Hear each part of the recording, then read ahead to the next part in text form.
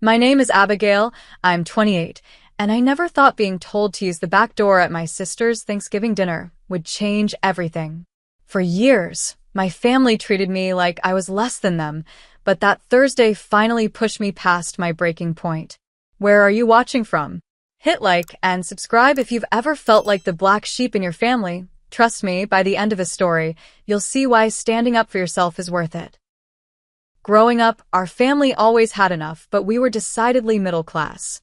My father Ralph worked as a sales manager at a local furniture store, while my mother Diana was an administrative assistant at an insurance company.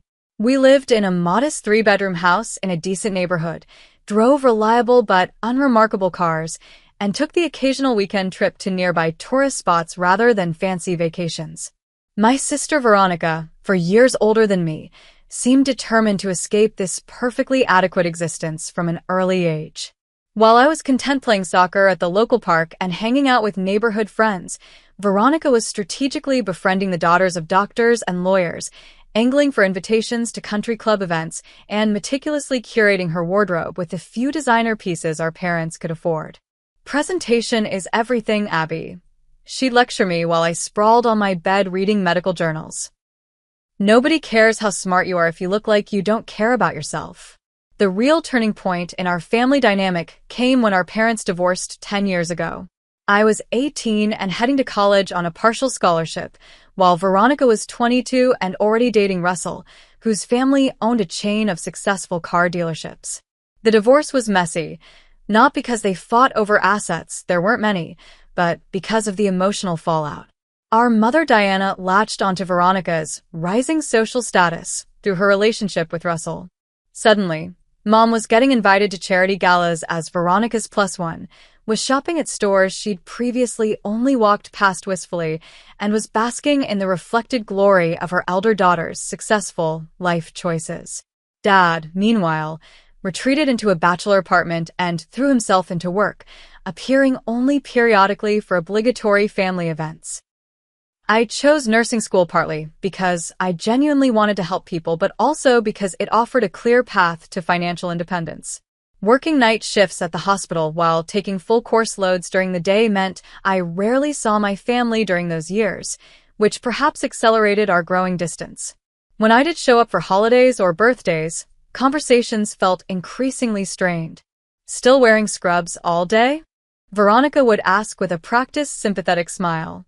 "I could connect you with Olivia's cousin who works in hospital administration. Much better hours, and you get to wear real clothes." My mother was no better. "Nursing is respectable," she'd say, somehow making it sound like I'd chosen to become a street sweeper. "But wouldn't you rather specialize in something more prestigious?" Russell's sister knows an aesthetic nurse who does Botox for celebrities. My father, when he bothered to comment at all, would just shrug and say, "As long as it pays the bills," before returning to whatever sporting event was playing on TV. None of them understood that I found genuine fulfillment in my work. The night I held an elderly man's hand as he took his last breath, whispering to him that it was okay to let go while his family was stuck in traffic. The morning I helped deliver twins during an emergency when the doctor couldn't arrive in time. The countless moments of human connection that transcended status or wealth completely eluded my status-conscious family. Meanwhile, Veronica's wedding to Russell 3 years ago was the social event of the season, at least in our family's eyes. She'd finally secured her position by marrying into money, and our mother couldn't have been prouder. I served as bridesmaid, wearing a dress that cost more than my monthly rent, standing silently as relatives cooed over how Veronica had done so well for herself. As if marrying rich was an accomplishment rather than luck. Last year, Veronica and Russell moved into a sprawling colonial-style home in an exclusive neighborhood. I later learned they were actually renting it, not buying, because Russell's business had hit some rough patches. But the facade was all that mattered. My one-bedroom apartment, though clean and comfortable, became the subject of pitying looks whenever it came up in conversation. "You know, with all the hours you work, you could surely afford something better," my mother once commented while visiting. She'd insisted on bringing her own coffee rather than drinking what I offered, claiming my grocery store brand gave her migraines. The last family gathering before this Thanksgiving had been my nephew Tyler's birthday in September. I'd been seated at a folding table with Russell's teenage cousins while the adults enjoyed the formal dining setup. When I mentioned my recent promotion to charge nurse, my mother nodded distractedly before turning to regale everyone with stories about Veronica's latest charity committee appointment. Despite all this, some stubborn part of me kept showing up. Maybe it was the lingering hope that they'd eventually see me, really see me, and value what I'd built on my own terms. Or perhaps it was just the gravitational pull of family obligation that's nearly impossible to escape, no matter how toxic the atmosphere becomes. So when the Thanksgiving invitation came via group text, Veronica addressing everyone but adding a pointed yes, even you, Abby, if you can get coverage at work, I found myself grudgingly planning to attend, even as I dreaded every aspect of the gathering. What I never expected was that this particular Thanksgiving would finally force everything into the open, beginning with a simple instruction to use the back door. Thanksgiving morning dawned gray and chilly. My alarm blared at 7 after I'd worked until midnight the previous night. 3 patients had coded during my shift, and though we'd managed to stabilize them all, the emotional and physical drain left me feeling hollow. Still, family obligation called. I shuffled to the bathroom, wincing at my reflection. Dark circles shadowed my eyes, and my skin looked pale from too many hours under hospital fluorescence. Pulling out my rarely used makeup bag, I attempted to transform myself into someone my family might approve of, someone who didn't look quite so worn. What does one wear to be subtly insulted for 6 hours? I muttered, flipping through my closet. I settled on dark jeans, boots, and a burgundy sweater that a patient's grateful daughter had given me last Christmas. Professional enough to deflect comments about my uniform, but comfortable enough to endure the day. Despite my exhaustion, I'd stayed up an extra hour last night preparing a homemade apple pie. Veronica would undoubtedly have ordered some Instagram-worthy dessert spread from an upscale bakery, but bringing something homemade was my small rebellion. My grandmother's recipe, with a cinnamon sugar crust that used to make everyone fight for the last slice before my family became too sophisticated for homemade treats. As I carefully placed the pie in a carrier, my phone chimed with a text from my mother. Don't forget to bring those folding chairs from your father's garage. Veronica needs extra seating. I sighed. Apparently, I was expected to swing by my father's place, load up his bulky metal folding chairs, and transport them across town. Never mind that my compact car barely fit my own belongings, much less furniture.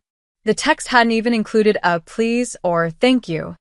The check engine light blinked ominously as I pulled into my father's driveway. He wasn't home. Probably at his girlfriend Catherine's place, but he'd left the garage unlocked as promised. 4 heavy folding chairs waited inside, stacked against the wall. I loaded them awkwardly into my back seat, rearranging my pie and overnight bag to make everything fit. Traffic crawled along the highway. My anxiety mounted with each passing minute, knowing that my tardiness would become another mark against me. Abigail doesn't value family time, they'd whisper. Too caught up in her own little world. Veronica's neighborhood screamed exclusivity. Perfectly manicured lawns stretched before houses that looked like they'd been plucked from architectural magazines. Her rental stood imposingly at the end of a cul-de-sac, all symmetrical windows and stately columns. I parked on the street, not wanting to block the driveway where Russell's Mercedes and my mother's new Audi, a gift from Veronica and Russell, sat gleaming. Juggling the pie carrier, my purse, and 1 folding chair, I made my way to the front door. I'd have to make multiple trips for the other chairs, but the pie took priority. Balancing awkwardly, I pressed the doorbell with my elbow and waited. Through the decorative glass panels, I could see movement inside, people passing through the foyer, the flash of Veronica's blonde hair. I shifted the weight of the pie and rang again. No answer. After the 3rd ring, I set the pie down carefully on the porch bench and pulled out my phone. 3 new text messages had arrived while I'd been driving. Mom, running late as usual? Veronica, we're all waiting on you to carve the turkey. And then, most recently, use the back door. Guests come through the front. I stared at the last message, heat rising in my cheeks. Guests use the front door. Not family. Not the sister who'd brought the requested chairs and spent her precious free time baking. I'd been demoted to staff status, expected to enter through the service entrance like a caterer. From where I stood, I could see through the side windows into the living room. My family lounged comfortably, drinks in hand, laughing at something Russell was saying. They weren't waiting on me to carve anything. They hadn't even set a place for me at the main table. I could see that now, counting the elaborate place settings visible through the dining room doorway. For a moment, I considered leaving, getting back in my car and driving home, spending the day in blissful solitude with leftover pizza and mindless television. No subtle jabs about my career, no pitying glances at my sensible clothes, no relegation to second-class status. But some stubborn part of me refused to give them the satisfaction. With burning eyes and a tight chest, I gathered my things and trudged around the side of the house, past manicured shrubs and decorative planters, to the kitchen entrance at the back. This door stood plain and unadorned, meant for bringing in groceries or taking out trash. I shifted the pie to my hip and knocked sharply, feeling my dignity drain away with each second I stood there, an unwelcome outsider at my own family's Thanksgiving. Veronica opened the back door with a martini glass in hand, her expression momentarily blank as if she'd forgotten I was coming. "Oh, you're here," she said, stepping back barely enough for me to squeeze past with my armload of belongings. "You can put that whatever it is on the counter." "It's Grandma's apple pie," I said, setting the carrier down on the only empty space I could find amid the catering containers and expensive-looking serving dishes. We already have dessert covered," Veronica replied, gesturing toward an elaborate spread of professionally made pies and tarts arranged on the island. "But it's thoughtful." The kitchen bustled with activity.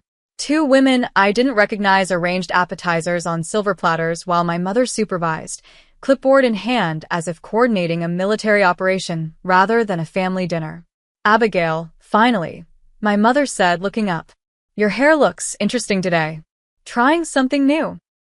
I self-consciously touched my carefully styled waves. "Just wore it down for once." "Bold choice," she replied with a tight smile that didn't reach her eyes. "Russell's friends are here, so try to make conversation about something other than your hospital stories. Nobody wants to hear about bodily fluids during dinner." "I need to get the rest of the chairs from my car," I said, ignoring the jab. "Just put them in the garage when you're done," she replied, already turning back to her clipboard. I made 2 more trips to retrieve the folding chairs, stacking them in the garage as instructed. When I returned to the kitchen, everyone had migrated to the living room except for the catering staff, who politely worked around me as if I were just another obstacle. Taking a deep breath, I smoothed my sweater and entered the living room where voices rose in animated conversation. My father sat in a leather recliner, eyes fixed on a football game playing on the massive wall-mounted television. He acknowledged me with a distracted nod. "Hey, Dad." "Abigail," he said, not looking away from the screen. "Drive okay?" Check engine light came on again. "Should get that looked at," he mumbled, wincing as a player fumbled on screen. Russell stood by the fireplace, holding court with 2 men in expensive-looking sweaters. My nephew Tyler, now 8, sat cross-legged on the floor nearby, completely absorbed in a tablet that probably cost more than my monthly rent. "There she is," Russell called out when he spotted me, with the exaggerated enthusiasm of someone who'd already had several drinks. "The working girl. How's life saving lives, Abby?" I forced a smile. "It's going well. Actually, I recently got promoted to—" "That's great. That's great," he interrupted, clearly uninterested in the details. "Hey, let me introduce you. This is Carter and his wife Olivia. Carter's in commercial real estate, just closed a deal on that new shopping center by the highway." Carter extended a manicured hand. "Nice to meet you. Russell says you work at the hospital." "I'm a charge nurse in the ICU," I clarified. "My cousin's wife is a doctor," he replied, as if offering me hope that I too might someday achieve something worthwhile. Olivia smiled politely. "That must be intense." "It can be challenging, but rewarding," I started, ready to share something meaningful about my work, but Veronica swept in with fresh drinks. Abigail doesn't like talking about her job, she said smoothly. Too many sad stories. Carter, tell everyone about that vacation property you're looking at in Aspen. I retreated to the periphery of the group, becoming essentially invisible as the conversation turned to ski resorts and property values. After 15 awkward minutes of standing with a fixed smile, I returned to the kitchen under the pretense of offering help. Need an extra hand? I asked one of the catering staff, a young woman roughly my age who was arranging deviled eggs on a crystal platter. We've got it handled, she replied kindly. Mrs. Henderson was very specific about the presentation. Mrs. Henderson, not Veronica, not my sister. The formality stung somehow, highlighting the performance aspect of this gathering. Through the doorway, I overheard Veronica telling someone, "My sister works in healthcare," the deliberate vagueness erasing my actual accomplishments. When dinner was finally announced, I followed everyone into the dining room only to find there was no place for me at the elaborately decorated table. Crystal glasses caught the light from the chandelier, and name cards in elegant calligraphy marked each setting. My mother noticed my confusion. "Oh, Abigail, we're a bit tight on space with Russell's friends here. I've set you up in the kitchen nook. It's actually quite cozy." The nook turned out to be a small table shoved against the kitchen wall, clearly meant for the household's everyday meals rather than special occasions. A single-place setting waited there, the everyday dishes a stark contrast to the holiday china everyone else would use. As I took my solitary seat, I noticed my homemade pie had been moved from its prominent position on the counter to a shelf in the pantry, hidden behind boxes of crackers. In its place, store-bought desserts were artfully arranged on cake stands. I sat alone at the small table, listening to the clink of fine china and the rise and fall of conversation from the other room, wondering how I had become such a stranger to my own family. The kitchen table's wooden chair creaked as I shifted uncomfortably. From my isolated position, I could hear, but not see the dining room festivities. Laughter erupted periodically, followed by the gentle clink of silverware against china. Someone, probably Russell, was telling a story about a golf tournament, his voice rising dramatically at what I assumed was the punchline. More laughter. The sound of wine being poured. My mother's voice chiming in with practiced charm. I stared down at my plate, loaded with turkey and sides that I'd served myself after everyone else had filled their plates. The catering staff had departed after setting out the food, leaving me truly alone in the kitchen. The food tasted like cardboard in my mouth. My mind drifted back to childhood Thanksgivings. Veronica and I setting the table together, arguing over who got the good plates. Dad carving the turkey while Mom fussed over the gravy. All four of us squeezed around our modest dining table, using the fancy tablecloth reserved for special occasions. When had that family disappeared? The divide had started subtly. After Veronica met Russell, she began spending holidays with his family instead of ours. "They do Thanksgiving at the country club," she'd explained, as if that automatically made it superior. When she did grace us with her presence, she'd critique everything from Mom's outdated centerpiece to the brands of ingredients used in the stuffing. Last Thanksgiving had been at Russell's parents' house, a gathering I'd been invited to almost as an afterthought. I'd been seated at a side table with distant relatives and had spent the evening fielding questions about whether I'd considered going to medical school instead of settling for nursing. My phone buzzed with a text from Hannah, my closest friend at the hospital. "Surviving family fun time?" I typed back. Eating alone in the kitchen while they feast in the dining room. New low. 3 dots appeared immediately. WTF? Want me to call with a fake emergency? The offer was tempting. I could claim a patient crisis, escape this house, and spend the evening with actual friends who valued me. But something kept me rooted to the uncomfortable chair. Frida? Stubbornness? Or perhaps the lingering hope that someone might notice my absence and realize how badly they'd treated me. A movement near my feet startled me. Oscar, Russell's golden retriever, had wandered into the kitchen and was looking up at me with hopeful eyes. Unlike his owners, Oscar showed no discrimination in who he befriended. I slipped him a small piece of turkey, receiving a grateful tail wag in return. "At least you appreciate me," I whispered, scratching behind his ears. "Talking to the dog?" I looked up to find Olivia, one of Russell's friends, entering the kitchen with an empty wine glass. "Just making friends where I can," I replied, trying to sound lighthearted rather than pathetic. She glanced toward the dining room, then back at me, a flicker of discomfort crossing her face. "The wine's better company than some people anyway," she said quietly, refilling her glass from a bottle on the counter. "For what it's worth, I think what you do is amazing. My mom was in the ICU last year after her stroke. The nurses made all the difference." Before I could respond, Veronica appeared in the doorway. "Olivia, Carter was just about to tell everyone about your renovation plans." Her eyes darted between us suspiciously. "Coming," Olivia said, offering me a small smile before returning to the dining room.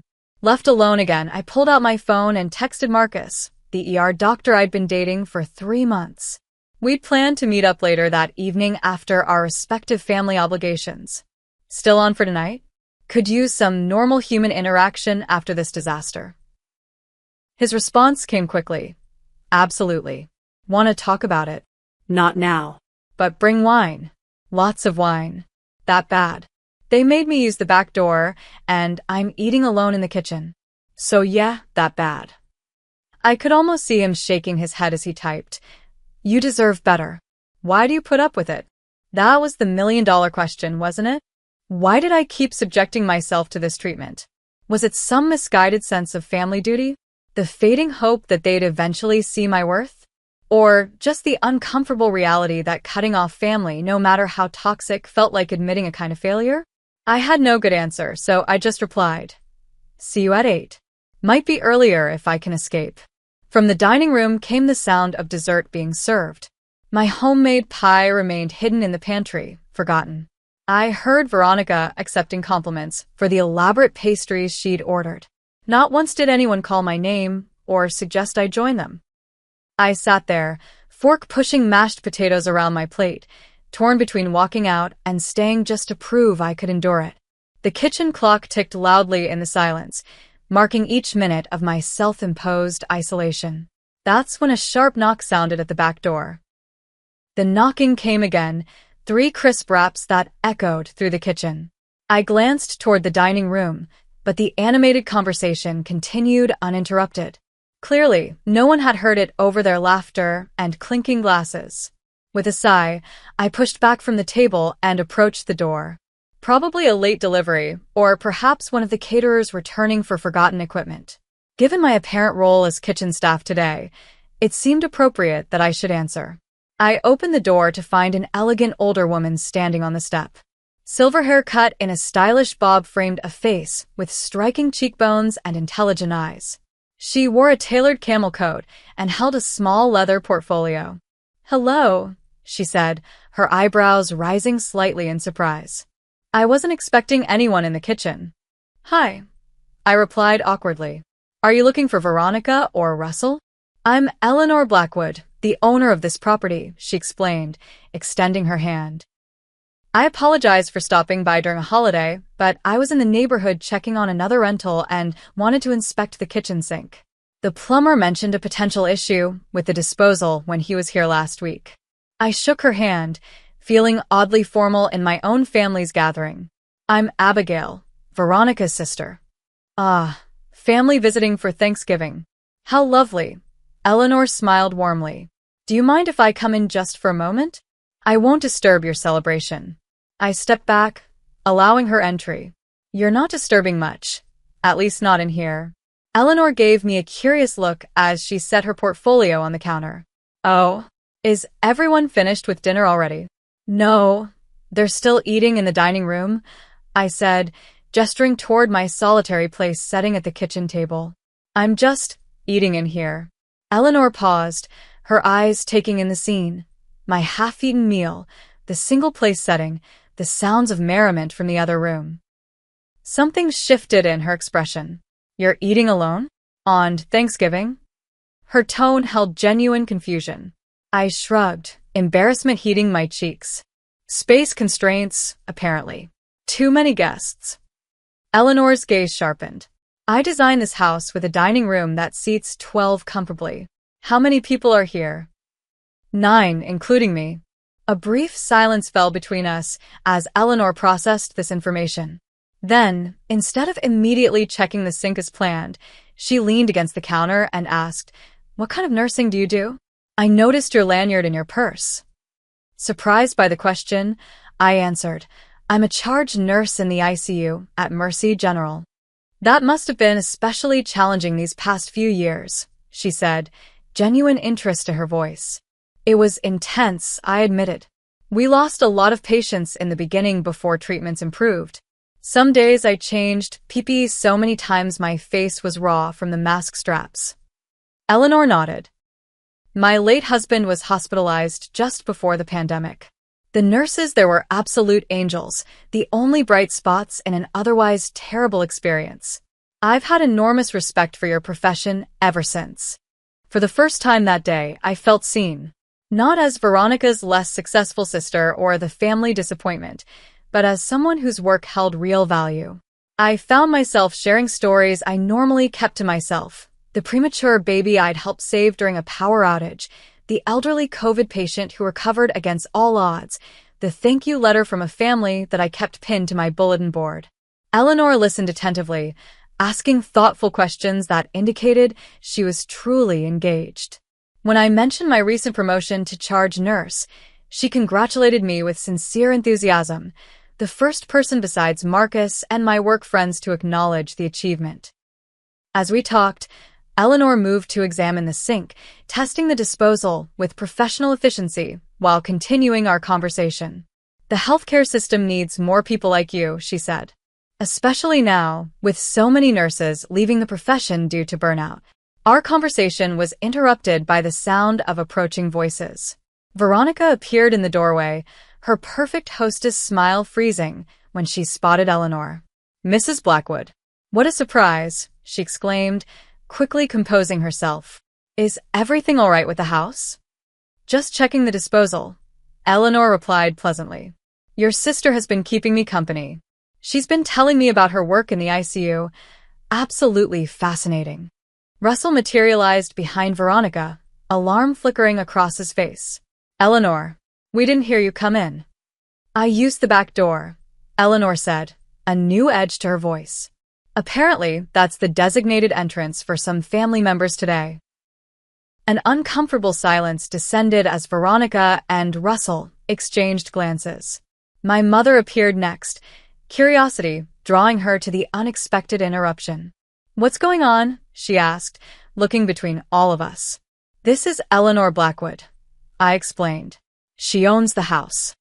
"I was just telling Abigail how impressed I am with her work," Eleanor continued smoothly. "ICU nursing requires exceptional skill and dedication, especially during a pandemic. You must be very proud." My mother blinked, clearly thrown by this perspective. "Oh, yes, of course. Abigail has always been dedicated to her job." The dismissive undertone wasn't lost on Eleanor, whose eyebrows rose slightly. More family members had gathered in the doorway now, drawn by the commotion. My father, nephew Tyler, and Russell's friends Carter and Olivia. Eleanor looked around at the full kitchen, then back at my solitary table setting. "I'm curious," she said, her tone conversational but with steel underneath. "Why is your sister eating alone in the kitchen when there's clearly room for everyone at the dining table?" The question hung in the air like a thunderclap. Veronica shifted uncomfortably. "We had the table already set when Abigail arrived, and with Carter and Olivia joining us." "I counted 9 people total," Eleanor interrupted gently. "The dining room seats 12. I should know, I designed it." Russell jumped in. "It was just a matter of the place settings and having her use the service entrance?" Eleanor asked, the polite veneer thinning. "I noticed Abigail's car has a hospital parking permit. She came here after working a night shift caring for critically ill patients, and you had her enter through the back door?" The kitchen had never been so silent. Even the football game's distant commentary seemed to have paused at a commercial break. Eleanor turned to me, her expression softening. "Abigail, before I became a real estate investor, I was a nurse. Not ICU, labor, and delivery, but I understand the dedication your work requires." She looked back at my family, who seemed frozen in place. I also understand the value of treating people with dignity, especially those who dedicate their lives to helping others. In that moment, standing in the kitchen with Eleanor's unexpected defense surrounding me like armor, I felt something shift. Not just in the room, but in me.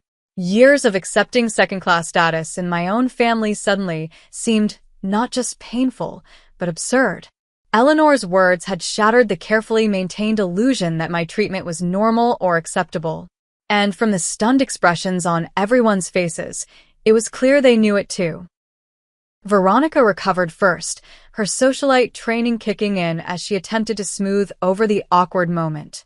"We certainly didn't intend to make Abigail feel unwelcome," she said with a practiced laugh. "It's just that with the formal dining arrangement already set.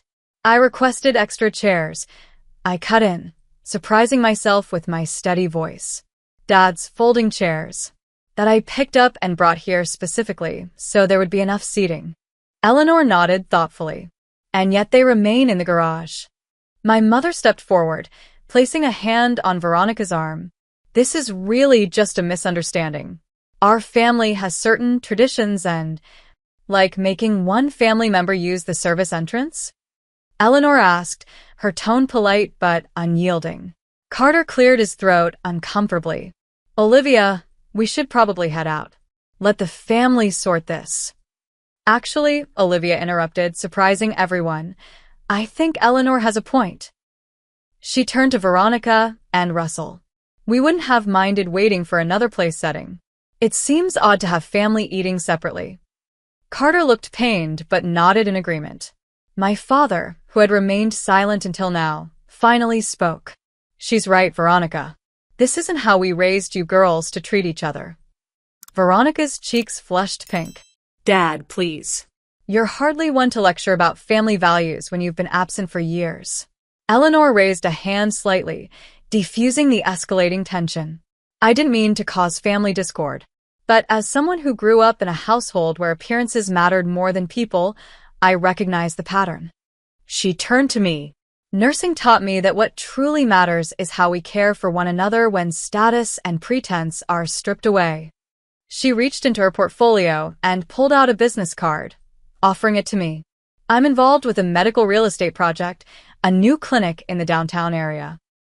We need healthcare professionals to consult on the design. If you're interested, I'd love to get your input, especially given your ICU experience." I accepted the card, stunned by this unexpected turn. "I'd be happy to help." Eleanor smiled, then addressed Veronica and Russell. "The disposal seems to be working fine, but I'll have my regular maintenance team check it next week. Enjoy the rest of your holiday." She turned to leave, then paused. "Oh, and I noticed a homemade pie in the pantry. Apple cinnamon, if I'm not mistaken. My absolute favorite." With that parting observation, Eleanor let herself out through the back door, leaving behind a kitchen filled with uncomfortable silence. Once she was gone, the atmosphere shifted palpably. My family seemed unsure how to proceed, caught between maintaining their facade and acknowledging the embarrassing truth Eleanor had exposed. Veronica broke the silence. "Well, that was awkward. Who knew our landlord would drop by unannounced on Thanksgiving?" "That's what you're concerned about?" I asked incredulously. "Not the fact that you made me use the back door and eat alone in the kitchen?" "Don't be so dramatic, Abigail," my mother interjected. "No one intended to hurt your feelings." "Intent doesn't change impact," I replied, the phrase borrowed from a hospital conflict resolution workshop suddenly feeling deeply personal. "You've been treating me like a second-class family member for years, and I've tolerated it because I guess I thought that's what family loyalty meant." Russell shifted uncomfortably. "Look, why don't we all move to the living room for coffee? We can pull up another chair for Abigail." "I don't want a pity invitation," I said firmly. "What I want is for someone to acknowledge that what happened today wasn't okay." My sister crossed her arms defensively. "You always do this. Turn every family gathering into a referendum on your feelings. Some of us are trying to build successful lives and connections, and yes, sometimes that means paying attention to appearances." "Appearances," I repeated slowly. Like having a nurse in the family who doesn't fit your image of success? That's not what I meant. It's exactly what you meant. And what's most ironic is that you're not even honest about your own circumstances. You rent this house, but pretend you own it. You talk about Russell's business like it's thriving when I know from Dad that you're having financial problems. Russell's face darkened. That's private family business. Exactly, I agreed. Family business. Which I apparently am only part of when it's convenient. My father stepped forward, surprising everyone. Abigail's right. I've been complicit in this for too long. He turned to Veronica. Your sister has built a meaningful career, helping people when they're at their most vulnerable. That deserves respect, not condescension. My mother looked stricken. Ralph, you can't possibly think I don't respect Abigail's job. It's not a job, Mom, I said quietly. It's a profession. One that kept me working 70-hour weeks during the worst of the pandemic while you were attending Veronica's socially distanced garden parties. Tyler, who had been silent throughout the confrontation, suddenly piped up. Aunt Abby helped save people during COVID. My friend Jake's dad was in the ICU, and he said the nurses were heroes. Out of the mouths of babes. I felt a surge of affection for my nephew, who somehow saw what the adults in his life had missed. Olivia touched Carter's arm. We really should go. Thank you for dinner, but I think your family needs some privacy. After they left, the artificial cordiality that had been holding the gathering together completely dissolved. Veronica retreated to the kitchen, loudly rearranging dishes as if the clattering could drown out the uncomfortable truths that had been spoken. My mother followed her, their hushed but intense conversation audible even from the hallway. Rather than join another performative family moment, I knelt beside Tyler. Thanks for sticking up for me, buddy. He shrugged. It's just true. We learned about healthcare workers in school. Plus, you always talk to me about real stuff, not just boring grown-up things like houses and cars. I realized then that I had a choice. I could stay and endure the strained remainder of this holiday, accepting whatever token gestures of inclusion my family might now offer out of embarrassment rather than genuine remorse. Or I could leave with my dignity intact, having finally spoken my truth. Tyler, I'm going to head out, but I'll see you soon, okay? Maybe we can go to that science museum exhibit you mentioned last time. His face lit up. The one with the dinosaur fossils? For real. For real, I promised, giving him a quick hug. I gathered my belongings, retrieved my untouched pie from the pantry, and found my father in the foyer. I'm leaving, Dad. He nodded, looking older and more tired than I'd noticed before. This isn't how families should treat each other. I'm sorry I didn't speak up sooner.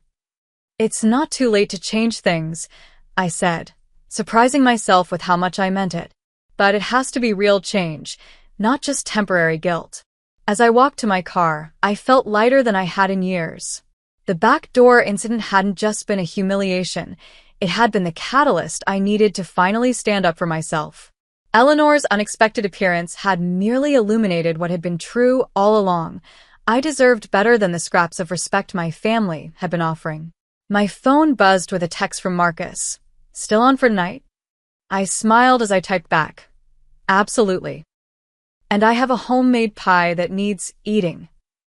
The hospital corridors felt comfortingly familiar when I returned to work the day after Thanksgiving. The rhythmic beeping of monitors, the squeaking of sensible shoes on linoleum, the hushed conversations at the nurse's station. This was a world where I knew my worth, where my contributions mattered. There she is, Hannah called as I approached the break room. Survivor of the family Turkey Day massacre. How bad was it? I poured myself coffee before sitting across from her. Remember how I told you I was eating alone in the kitchen? It actually got worse, and then bizarrely better. I recounted the entire story, from the backdoor instruction to Eleanor's unexpected intervention and my final confrontation with my family. Hannah's expressions shifted from outrage to satisfaction as the tale unfolded. So you just left? Queen behavior, she declared when I finished. Please tell me you're done with their toxic holiday gatherings. I'm done with accepting their treatment, I clarified. But I'm not sure I'm ready to cut them off entirely. After my shift, I met Marcus at our favorite diner. Over plates of leftover turkey sandwiches, I shared the full Thanksgiving saga again. "I've been telling you for months that you deserve better," he said, reaching across the table to squeeze my hand. "I'm proud of you for finally standing up for yourself." It feels like the first honest interaction I've had with my family in years, I admitted. Painful, but necessary. The weekend passed in a blur of work shifts and quiet evenings with Marcus. By Monday, my phone showed several missed calls from my mother and sister, which I deliberately didn't return. I needed space to process everything before engaging with them again. What I didn't expect was a text from my father on Tuesday. "Coffee tomorrow. Just us." We met at a small cafe halfway between the hospital and his office. Dad arrived first, 2 cups already on the table when I slid into the booth. "Thanks for coming," he said, pushing a latte toward me. "I've been doing a lot of thinking since Thanksgiving." "Me too," I replied cautiously. He stared into his coffee. "I owe you an apology, Abby. Not just for Thursday, but for years of not seeing you. Really seeing you." The sincerity in his voice caught me off guard. My father had never been one for emotional conversations. "After your mother and I divorced, I retreated into myself," he continued. "And when Veronica started climbing the social ladder with Russell, I think I was impressed. Maybe even a little intimidated. It seemed easier to go along with their version of success than to question it. And my version didn't qualify," I said, not as an accusation but as a simple statement of fact. He shook his head. "I was wrong. So wrong. Watching you stand up to them, to all of us, made me realize how much I've compromised my own values. The things that used to matter to me were never about status or appearances." "What changed?" I asked. "Maybe seeing myself through Eleanor's eyes," he admitted. "Or yours. I was raised to believe that a man provides for his family and protects them. But somewhere along the way, I started thinking that meant financial success above all else. I forgot that protecting also means standing up for what's right, even when it's uncomfortable." We talked for nearly 2 hours, covering ground we hadn't touched in years. He shared his insecurities about his modest career compared to Russell's family wealth, how he'd felt inadequate after the divorce, and how he'd channeled that into pushing Veronica toward the social success he'd never achieved. "I think I was living vicariously through her," he confessed. "And in the process, I completely overlooked what you were building, something meaningful and genuinely worthwhile." By the time we parted, something had shifted between us. Not a complete healing, but a foundation for something new, something authentic. Thursday brought another surprise. Eleanor Blackwood called, asking if I was still interested in consulting on her medical facility project. "I meant what I said about needing input from working healthcare professionals," she explained. "Too many medical spaces are designed by people who've never actually worked in them." We arranged to meet at her office the following week. When I arrived, I discovered it wasn't just a courtesy meeting. Eleanor was serious about incorporating my expertise into the clinic design. The project architect showed me preliminary plans, eagerly noting my suggestions about everything from the layout of patient rooms to the placement of sanitizing stations. "This is exactly why we needed you," Eleanor said as we reviewed the modified plans. "You think about the practical details that make a real difference in patient care." As we wrapped up, she hesitated before adding, "I hope I didn't overstep at your family gathering. I've seen too many people diminished by those who should value them most." "You didn't overstep," I assured her. "If anything, you said what needed to be said for years." The first week of December brought an expected text from Veronica. "Mom wants to know if you're coming to Christmas at her house. Need to finalize numbers." No apology. No acknowledgement of Thanksgiving. Just another demand for compliance with family tradition. I discussed it with my therapist, whom I'd started seeing shortly after the Thanksgiving incident. "What do you want to do?" she asked. "Not what you feel obligated to do, but what would honor your needs." The answer came with surprising clarity. I didn't want to subject myself to another performance of family harmony. But I also didn't want to spend the holiday alone, nursing resentment. "I'm hosting my own Christmas gathering this year," I texted back. "Small dinner at my place on Christmas Eve. You're welcome to come. My mother called immediately. What do you mean you're not coming to Veronica's? We always do Christmas together. Things change, Mom. I'm creating new traditions that work for me. This is about Thanksgiving, isn't it? You're punishing us for one little misunderstanding. I took a deep breath. It wasn't a misunderstanding, and I'm not punishing anyone. I'm choosing to spend the holiday in a way that feels good and authentic to me. But your sister has already planned everything. What will people think if you're not there? That's exactly the problem, I replied calmly. You're more concerned about appearances than how family members actually feel. The conversation ended unresolved, but I felt peaceful with my decision. I invited Marcus, Hannah and her husband, my father and his girlfriend Catherine, and to my surprise, received a tentative acceptance from Tyler, pending his parents' approval. Most unexpected was the call from Veronica 3 days later. So, you're really doing your own Christmas? She asked without preamble. Yes, I am. A long pause. I may have been harsh at Thanksgiving. Coming from Veronica, this qualified as a significant admission. It wasn't just Thanksgiving, I said. It's been years of subtle and not so subtle messages that I don't quite measure up. Another silence. I don't know how to fix this. Neither do I, completely, I admitted. But not pretending everything is fine would be a start. Real relationships have conflict and resolution, not just performance and avoidance. I'll think about coming to your Christmas thing, she said finally. Not promising, but I'll think about it. It wasn't an apology, but it was the most genuine exchange we'd had in years. As I hung up, I looked around my modest apartment with new eyes. For so long, I'd seen it through my family's judgmental gaze. Too small, too simple, not impressive enough. Now I saw the cozy reading nook where I unwound after difficult shifts, the kitchen where I baked stress away on my days off, the walls adorned with photos of places I'd actually visited and people I genuinely cared about. This was my life, not glamorous by Veronica's standards, perhaps, but authentic and meaningful. A life built on caring for others, on genuine connections rather than strategic ones. Eleanor had been right. What matters most is how we care for one another when status and pretense are stripped away. My family had failed that test for years, but perhaps, just perhaps, the painful honesty triggered by a backdoor slight was the beginning of something truer. As I placed a small Christmas tree in my living room window, I thought about how sometimes the most unexpected gifts come disguised as humiliations.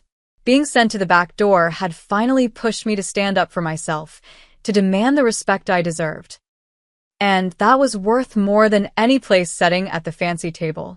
If you've ever felt like the family outsider or struggled with toxic relatives who don't value you, I'd love to hear your stories in the comments. How did you handle it? Did you stay or walk away? Remember to like and subscribe if this resonated with you. We're building a community here of people who choose authenticity over appearance, and your voice matters. Thank you for listening to my story, and remember, sometimes the path to self-respect starts at the back door. I'm Allison, 34, and last Tuesday my world imploded when I discovered an $88,000 charge on my premium credit card during a client meeting. My hands trembled as I scrolled through luxury hotel bookings and first-class flights, all authorized by my own parents for my sister Madison's European tour. After a lifetime of being the responsible one, this betrayal cut deep. What followed was a financial nightmare that would ultimately force me to choose between my family ties and my financial future. Before I tell you how I discovered my own parents betrayed my trust, drop a comment letting me know where you're watching from, and don't forget to subscribe if you've ever had to set hard boundaries with family who treated your wallet like a community resource. I grew up in a comfortable middle-class neighborhood in suburban Philadelphia, the eldest daughter in what appeared to be a normal American family. My parents, Robert and Diana, worked steady jobs, dad as a sales manager and mom as an elementary school teacher. We weren't wealthy, but we never struggled for necessities. However, from an early age, I noticed a distinct difference in how financial lessons were taught between me and my younger sister Madison. When I turned 16, I was immediately expected to get a part-time job.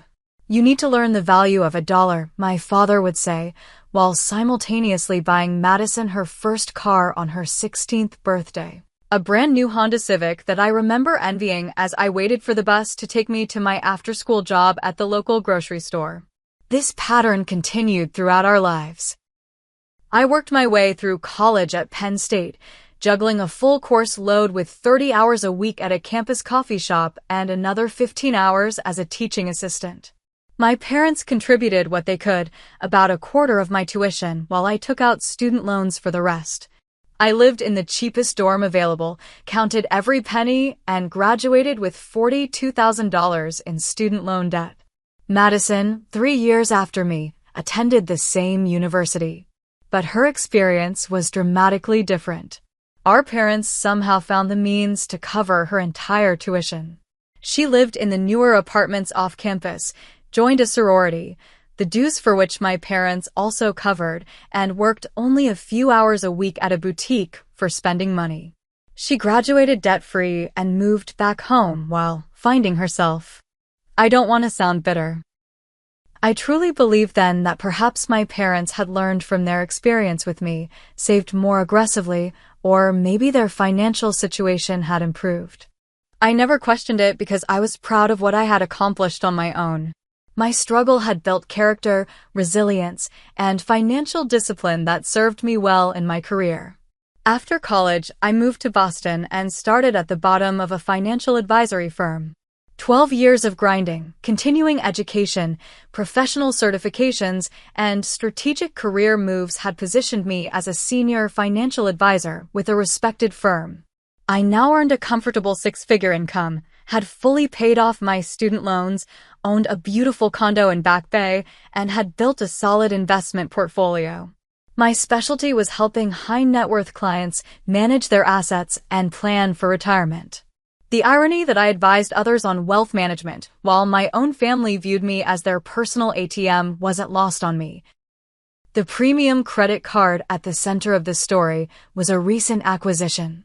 After reaching a certain income threshold and client portfolio size, my firm encouraged advisors to maintain appearances appropriate to our clientele. The Black Card, as it's colloquially known, came with exclusive benefits, concierge service, and significant travel rewards. I primarily used it for business dinners with clients, my own modest vacations, and occasional splurges. The annual fee was steep, but the benefits and points system made it worthwhile for my lifestyle. I had always been transparent with my family about my success, but private about the specifics. They knew I was doing well, but not exactly how well. This was intentional. I'd learned early that financial boundaries with my family were necessary. Madison, now 27, had bounced between various jobs since college: retail management, marketing assistant, yoga instructor, never sticking with anything longer than a year. She lived in a nice apartment in Philadelphia that our parents subsidized, drove a car they helped pay for, and generally maintained a lifestyle beyond what her income should allow. About 3 months ago, Madison announced at a family dinner that she had quit her latest job as a social media coordinator for a local business. Before anyone could express concern, she excitedly revealed her new plan: a 3-month tour of Europe, hitting all the major cities and several exotic destinations. Her eyes sparkled as she described the luxury hotels she'd been researching, the Michelin star restaurants she planned to visit, and the exclusive experiences she wanted to have. "It's going to be absolutely transformative," she gushed, scrolling through Instagram images of infinity pools overlooking the Mediterranean. "I need this journey of self-discovery before I decide on my next career move." I remember exchanging a quick glance with my husband Ethan, who subtly raised an eyebrow. We both knew what was coming next. "The only problem," Madison sighed dramatically, setting down her phone, "is that my savings won't quite cover everything I want to do. And you know how European hotels can be so basic if you don't book the right places." The table fell silent for a moment before my mother spoke up. "Well, I'm sure we can figure something out as a family," she said, her eyes sliding meaningfully toward me. "Allison, Don't you have those travel points from your fancy credit card? You're always talking about how you never have time to use them all. I had mentioned my card's travel rewards exactly once, in passing, months earlier. Actually, I'm planning to use those points for Ethan's and my anniversary trip next year, I replied calmly, taking a sip of water. But Madison, I'd be happy to help you create a budget that could make a European trip work with your savings. There are plenty of wonderful, authentic experiences that don't require luxury accommodations. Madison's face fell immediately. I don't want to stay in hostels or whatever. That's not the experience I'm looking for. No one's saying hostels, I clarified.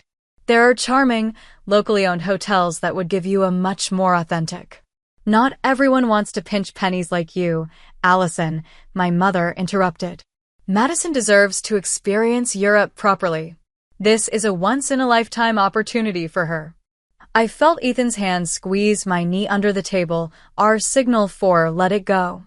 I took a deep breath and changed the subject. That dinner was 2 weeks before the $88,000 charge appeared on my card. In the interim, I received several texts from both my mother and Madison about reconsidering helping with the trip, all of which I politely but firmly declined.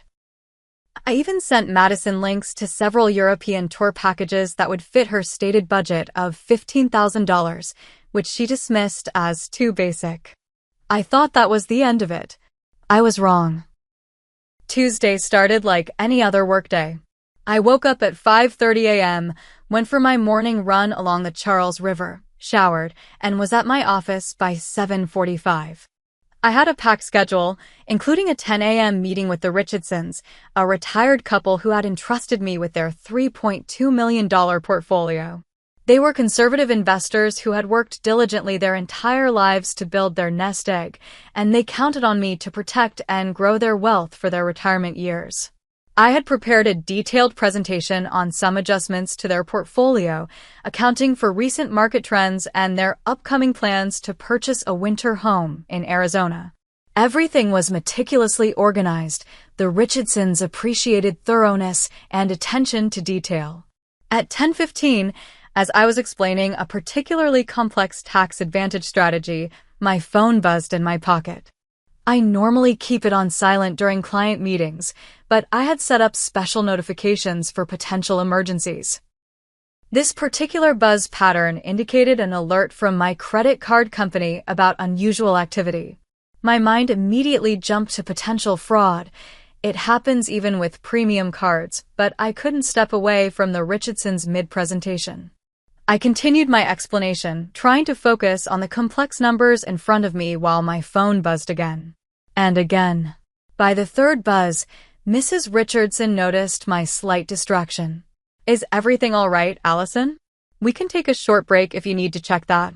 Embarrassed but grateful, I excused myself for what I promised would be just a moment. Stepping into the hallway, I pulled out my phone to find multiple alerts from my credit card company about unusual spending activity. When I opened the app, my heart nearly stopped. The most recent charge had come through just minutes ago, $12,740 at Harrods in London. Before that, $22,500 for first-class round-trip tickets on British Airways. Before that, $32,000 in advance hotel bookings across various European capitals, Paris, Rome, Barcelona, Vienna, Amsterdam. There were smaller charges too, a $4,800 booking for a private yacht tour of the Greek islands, a $3,200 spa package at a resort in Switzerland, $5,800 at Louis Vuitton, and numerous restaurant reservations with deposits totaling over $7,000. All told, the charges added up to just over $88,000, all made within the last 24 hours. My hands shook as I immediately called the credit card company's dedicated line for premium cardholders. After verifying my identity, I reported suspected fraud. I'm seeing that these charges were authorized using your security code, Ms. Walker, the representative said. The card wasn't reported stolen, and the authentication codes were correctly entered. Was your card lost or compromised in any way? No, it's in my wallet right now, I replied, pulling it out to confirm. I haven't authorized any of these charges. I understand. Let me check something else. I could hear typing in the background. It appears the charges were made online, but the verification was done through the phone number we have on file for your account. The authentication codes were sent via SMS and correctly entered. A cold dread washed over me.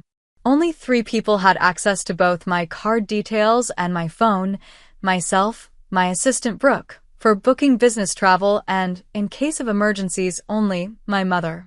I ended the call with the credit card company, promising to call back after investigating further. First, I texted Brooke. Did you make any charges on my black card in the last 24 hours? Her response was immediate. No, absolutely not. Is something wrong? With trembling fingers, I called my mother. The call went straight to voicemail. I texted her next. Mom, I need you to call me immediately about an emergency with my credit card. While waiting for her response, I stepped back into the conference room long enough to apologize to the Richardsons and ask to reschedule. They were understanding, if concerned, and I promised to call them later that day. Back at my desk, my phone pinged with a text from my mother. We'll discuss this when you calm down. Your sister deserves this trip. I stared at the message in disbelief. It wasn't a denial. It wasn't confusion about what I was referring to. It was an admission. I called again.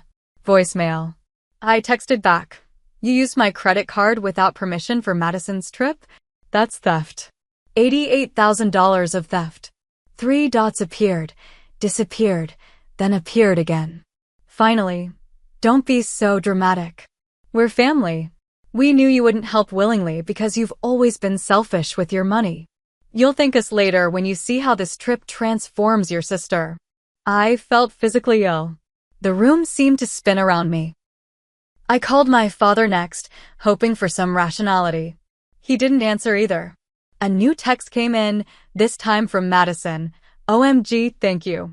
I knew you'd come through. Can't wait to send you pics from Paris. Love you, sis. Attached was a selfie of her surrounded by shopping bags with designer logos. I sat at my desk, unable to move, trying to process what was happening. My family had effectively stolen $88,000 from me and were now acting as if I should be happy about it. As a financial advisor, I knew the ramifications went beyond the money itself. A charge this size would impact my credit utilization ratio. If disputed as fraud, it would trigger an investigation. If not disputed, I'd be responsible for payment. And the personal betrayal cut even deeper. I texted my mother one more time. This is unacceptable. I'm coming over tonight. Be prepared to explain how you plan to repay this immediately. Her response was chilling. Don't bother coming if you're going to be difficult. This is a family investment in Madison's future. If you were less obsessed with money, you'd see that. With shaking hands, I grabbed my keys and headed for the parking garage. The 2-hour drive to my parents' house in Philadelphia had never felt so long. The familiar streets of my childhood neighborhood felt alien as I pulled up to my parents' colonial-style home. The same house where I'd grown up, learned to ride a bike in the driveway, and later worked on college applications at the kitchen table. Now it felt like I was arriving at the scene of a crime, which, technically, I was. During the 2-hour drive from Boston, my mind had cycled through every emotion: shock, hurt, anger, betrayal, and finally, a cold determination. I had called Ethan on the way, and his outrage had validated my own. This is theft, Allison. Plain and simple. Don't let them twist this into anything else. I noticed 3 cars in the driveway, my parents' vehicles and Madison's Mini Cooper. At least I wouldn't have to track everyone down separately. Taking a deep breath, I stepped out of my car and approached the front door. I didn't bother knocking. The sound of laughter greeted me as I entered. My family was gathered in the living room. The scene that met my eyes stopped me cold in the doorway. My parents and Madison sat surrounded by shopping bags from luxury brands. An open bottle of champagne sat on the coffee table with 3 glasses. Madison was modeling what appeared to be a new designer coat. They froze when they saw me. The silence lasted only a moment before my mother spoke, her voice overly bright. "Allison, what a surprise. We weren't expecting you until the weekend." She glanced nervously at my father, who cleared his throat and stood up. "You know exactly why I'm here," I said quietly, my voice steadier than I felt. "I want an explanation for the $88,000 charged to my credit card." Madison bounced up, apparently misreading the situation entirely. "Isn't it amazing? I can't believe you did this for me. Look at everything I got for the trip." She gestured to the shopping bags. "I've already posted a thank you on Instagram. You're going to get so many new followers." "I didn't do anything for you," I said, my eyes not leaving my mother's face. "My card was used without my knowledge or permission." "That's fraud." My father stepped forward, hands raised placatingly. "Now, Allison, let's not throw around words like fraud. Your mother had access to your card information for emergencies, remember?" "This is not an emergency," I replied, my voice rising despite my efforts to stay calm. "This is theft. $88,000 of theft." "We were going to tell you," my mother interjected, setting down her champagne glass. "We just knew you'd react exactly like this, all dramatic and accusatory." "Dramatic? You stole my credit card information and charged nearly $90,000 without my permission." Madison's smile had faded. "Wait, you didn't approve this?" "But Mom said." "Your mother lied," I cut in, finally looking at my sister. "She stole my card information, and apparently you were happy to benefit from it without even questioning whether I had actually agreed." "We didn't steal anything," my father insisted. "We're family. We help each other. And it's not like you can't afford it with your fancy job and big Boston condo." The familiar dismissal of my hard work ignited something inside me. Whether I can afford it or not is completely irrelevant. This is my money earned through my work. You had no right to take it. "Take it?" My mother scoffed. "It's not like we're keeping it. We fully intend to pay you back." "When? How?" I demanded. "Dad just retired last year, and you're still teaching part-time. Where is $88,000 going to come from?" They exchanged another glance that sent a chill down my spine. "Well, not all at once, obviously," my father mumbled. "Over time. Eventually." "So you never actually planned to pay me back," I realized aloud. "You just assumed I would eat the cost because we're family." Madison, looking increasingly uncomfortable, attempted to lighten the mood. "The points, though. You're getting so many reward points from this. And I'll totally take you on my next trip to thank you." I turned to her, incredulous. "You think reward points make up for $88,000 of unauthorized charges? Points that I was saving for my anniversary trip with Ethan." "You can still take your little anniversary trip," my mother said dismissively. "You'll have even more points now." "I don't understand why you're being so difficult about this." "Because it's theft," I nearly shouted. "And beyond the money, it's a complete violation of trust." "How could you do this?" My mother's expression hardened. "Because you left us no choice. We asked you nicely to help your sister, and you refused. All that money sitting in your accounts, all those credit card perks going unused, and you couldn't spare any for your own sister's dream trip." I offered to help her plan a trip within her budget. "A budget trip," Madison interjected with disgust. "Staying in 2-star hotels and taking the subway. That's not the experience I deserve." The entitlement in her voice struck me speechless for a moment.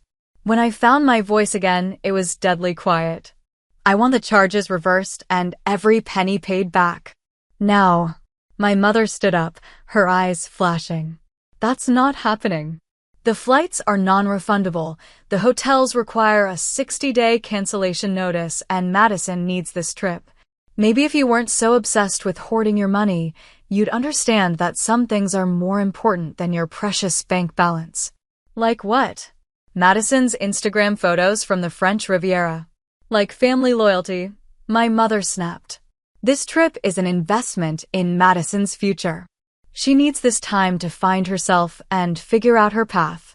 You were always so focused, so driven. You never needed this kind of support. Madison is different. Different? I repeated. You mean irresponsible. That's exactly the attitude we're talking about, my father interjected. You've always judged your sister instead of supporting her. I laughed bitterly. Supporting her? I offered actual help, budgeting advice, career connections. You're not supporting her. You're enabling her. And now you've stolen from me to do it. We didn't steal from you, my mother insisted. Consider this your contribution to your sister's well-being. God knows you've never voluntarily contributed before. The injustice of that statement hit me like a physical blow. I had bought Madison her laptop for college, helped with her car repairs multiple times, and even covered her rent for 2 months last year when she was between jobs. I want the money back, I repeated. All of it. Today. My mother's face hardened into an expression I'd never seen before, cold, almost cruel. Well, you're not getting it. The arrangements are made, and Madison is going on this trip. Consider this your punishment for being so cheap with your family all these years. Punishment. I echoed, stunned. Yes, punishment, she continued, warming to her theme. You've always been the selfish one, Allison. Keeping track of every little thing you do for others, never giving freely. It's time you learned what family really means. In that moment, something crystallized within me. I saw with perfect clarity what I'd been trying not to see for years. To my family, I wasn't a daughter or a sister. I was a resource to be tapped, an ATM with inconvenient opinions. I see, I said quietly. Thank you for making things so clear. I turned and walked out, ignoring their calls behind me. As I got into my car, a text came through from my mother. Don't be so dramatic. Come back inside and we'll discuss payment terms. I didn't respond. I had nothing left to say. The drive back to Boston was a blur. Tears streamed down my face intermittently as the full weight of the betrayal settled over me. Rain had started to fall, matching my mood as I navigated the highway on autopilot. I called Ethan from the road, using the car's Bluetooth. They're not sorry, I told him, my voice breaking. They actually think they're entitled to my money. My mother called it my punishment for being cheap with my family. That's insane, Ethan responded, his voice tight with anger. Are they planning to pay you back at all? They said, eventually, but I could tell they have no actual plan. They're treating this like I'm overreacting to them borrowing $20. It's theft, Allison. Plain and simple. When I finally arrived home, Ethan was waiting with a glass of wine and takeout from my favorite Thai place, though I had no appetite. I sat on our sofa, staring at my phone as notifications continued to roll in. Text messages from my parents and Madison alternating between guilt-tripping, minimizing the situation, and expressing frustration at my overreaction. One message from Madison particularly twisted the knife. I don't understand why you're being so weird about this. It's just money, and you have plenty. Don't you want me to be happy? Just money. $88,000 was just money to them. As a financial advisor, I knew better than most the value of money, not just as currency, but as security, as freedom, as the physical manifestation of work and time. Each dollar represented minutes of my life spent building my career, serving my clients, applying my expertise. And my family had taken $88,000 of those dollars without a second thought.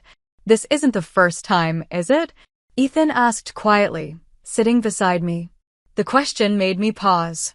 I scrolled back through my mental history with my family and financial boundaries.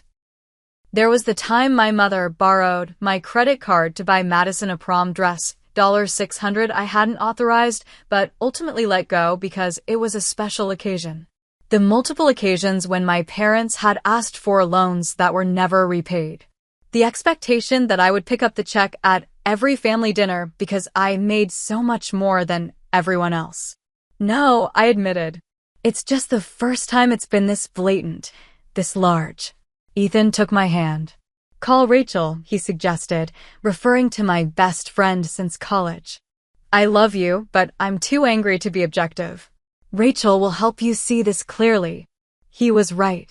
Rachel had always been my voice of reason, particularly regarding family matters. As a therapist specializing in family dynamics, she had insights I valued. I called her, and she picked up immediately despite the late hour. After I explained the situation, she was quiet for a moment. "Allison," she finally said, her voice gentle but firm, "this is financial abuse." "Isn't that term usually used for spouses or elderly parents?" I asked. "It applies to any relationship where someone exploits financial control or access to harm or control another person. Your parents took your money without permission, refused to return it, then tried to make you feel guilty for objecting. That's textbook financial abuse." She continued, laying out what she was hearing with professional clarity. My family had established a pattern of financial entitlement, consistently dismissed my boundaries, and now had escalated to outright theft when I refused to comply with their demands. "And the punishment comment is particularly telling," she added. "It reveals that they believe they have the right to discipline you, a grown, independent woman, by taking your money. They're treating you like a child while simultaneously expecting you to financially support them like a parent." As Rachel spoke, I found myself mentally cataloging other incidents through this new lens. The time my father had pressed me for details about my salary and investment portfolio, then became angry when I politely declined to share specifics. The family meetings about financial matters that inevitably ended with expectations that I would contribute more than my share. The subtle digs about my money hoarding whenever I made a purchase for myself but declined to fund something for Madison. "What do I do now?" I asked Rachel. "First, you protect yourself," she said firmly. "This isn't just about the money, though that's significant. It's about establishing that your boundaries matter and there are consequences for violating them." After we hung up, I sat in silence for a long time, processing. My phone continued to buzz with messages from my family, now shifting strategy. My father texted, "Your mother is very upset. You know how she gets. Let's all calm down and discuss this reasonably." Translation: "Come back and let us convince you to drop this." Madison posted a tearful Instagram story about family betrayal without naming me directly, but the timing made it obvious. 3 of our cousins texted me asking what was going on. My mother's latest message was the most manipulative. "I didn't raise you to be this selfish. I'm disappointed in the woman you've become." That was the breaking point. In that moment, I made my decision. I would not allow this to continue. I would not absorb this financial hit to keep the peace. I would not be manipulated, guilt-tripped, or gaslight into believing I was wrong for expecting basic respect for my boundaries. I texted my mother one final message: "What you've done is financial abuse and fraud. I've given you the opportunity to make this right. You've made your choice. Don't regret it later." Then I blocked all their numbers, at least temporarily. I needed space to think and act without their manipulation clouding my judgment. The next morning, I awoke to an Instagram notification. Madison had posted photos of her new luxury luggage set, purchased with my stolen card, with the caption, "Europe prep in full swing. Can't wait for this journey of self-discovery. #blessed #dreams.com. There wasn't a single acknowledgement of where the money had come from. Not even a thank you, genuine or otherwise. It was time to take action. The morning after my confrontation with my family, I took a personal day from work, something I rarely did. This situation required my full attention, and I needed to protect my financial security and professional reputation. An unauthorized $88,000 charge on my credit card could have ramifications beyond the immediate financial impact. My first call was to Benjamin, a law school friend who now specialized in financial crimes. I explained the situation, including the fact that my mother had been given my card details for emergencies only and had used the authentication codes sent to her phone. "This is straightforward, unauthorized use," Benjamin confirmed. "The fact that it's family doesn't change the legal reality. You have clear grounds for both civil and criminal action. I don't want to press criminal charges against my parents. If I can avoid it, I admit it. But I need to protect myself. Start with the credit card company, he advised. Formally dispute the charges. Be honest about who made them and that it was unauthorized. Then we can discuss next steps based on how your family responds. My next call was to the credit card company. This time, I spoke with a fraud specialist and explained the entire situation without omitting any details. I gave my mother access to my card information for emergencies only, I explained. She used it without my permission to book an elaborate European vacation for my sister, totaling $88,000. I've confronted them, and they've refused to cancel the charges or repay me. The specialist was sympathetic but direct.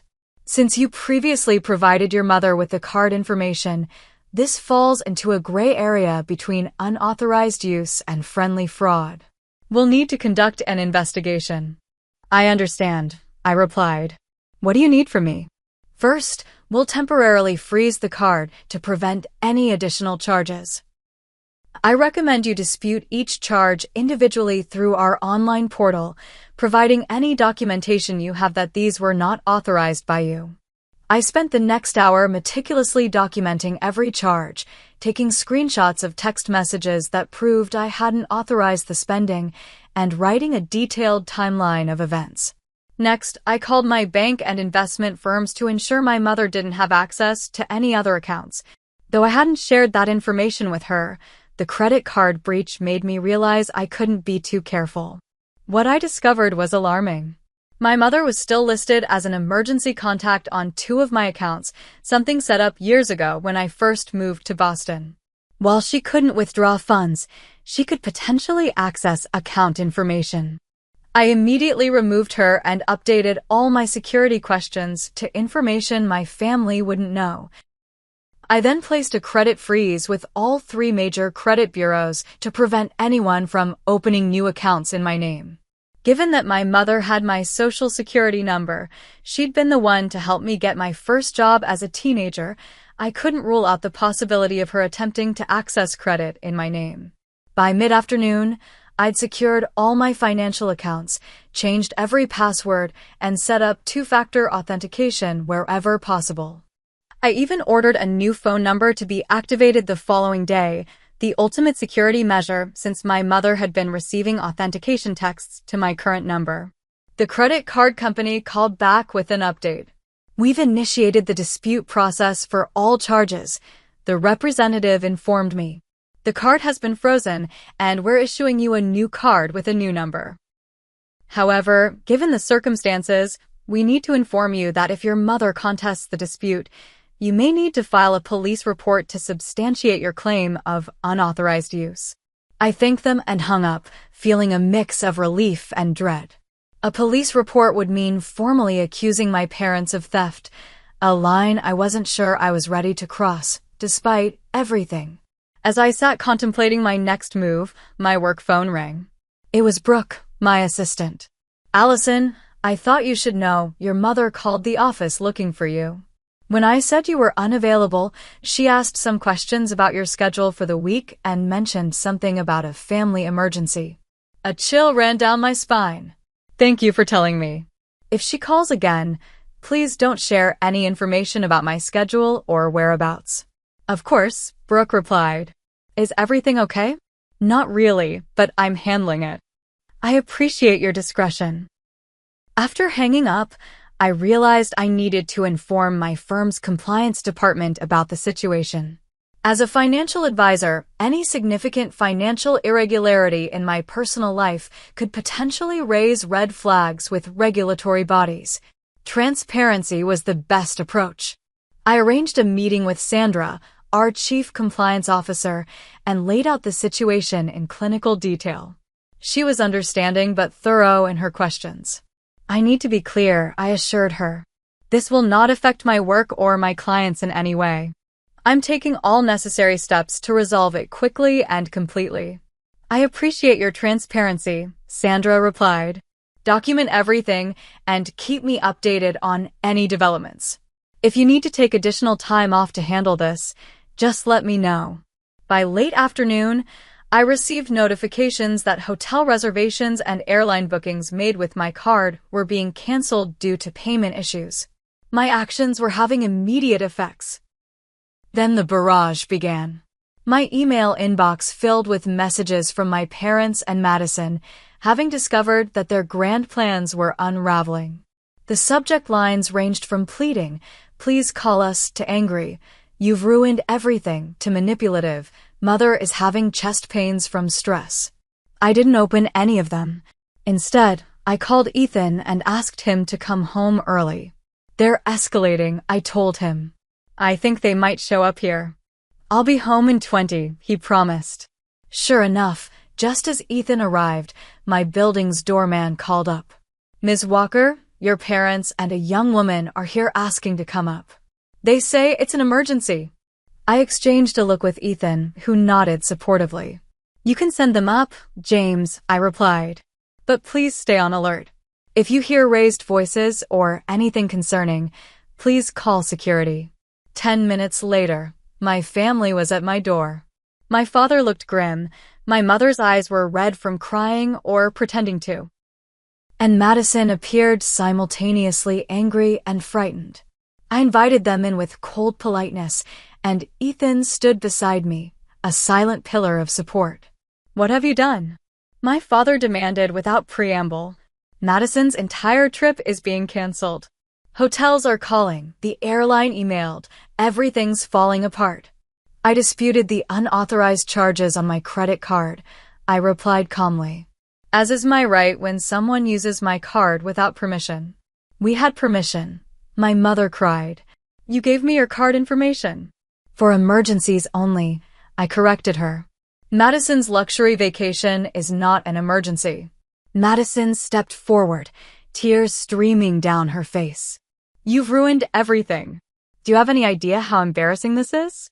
I already told everyone about my trip. I posted it online."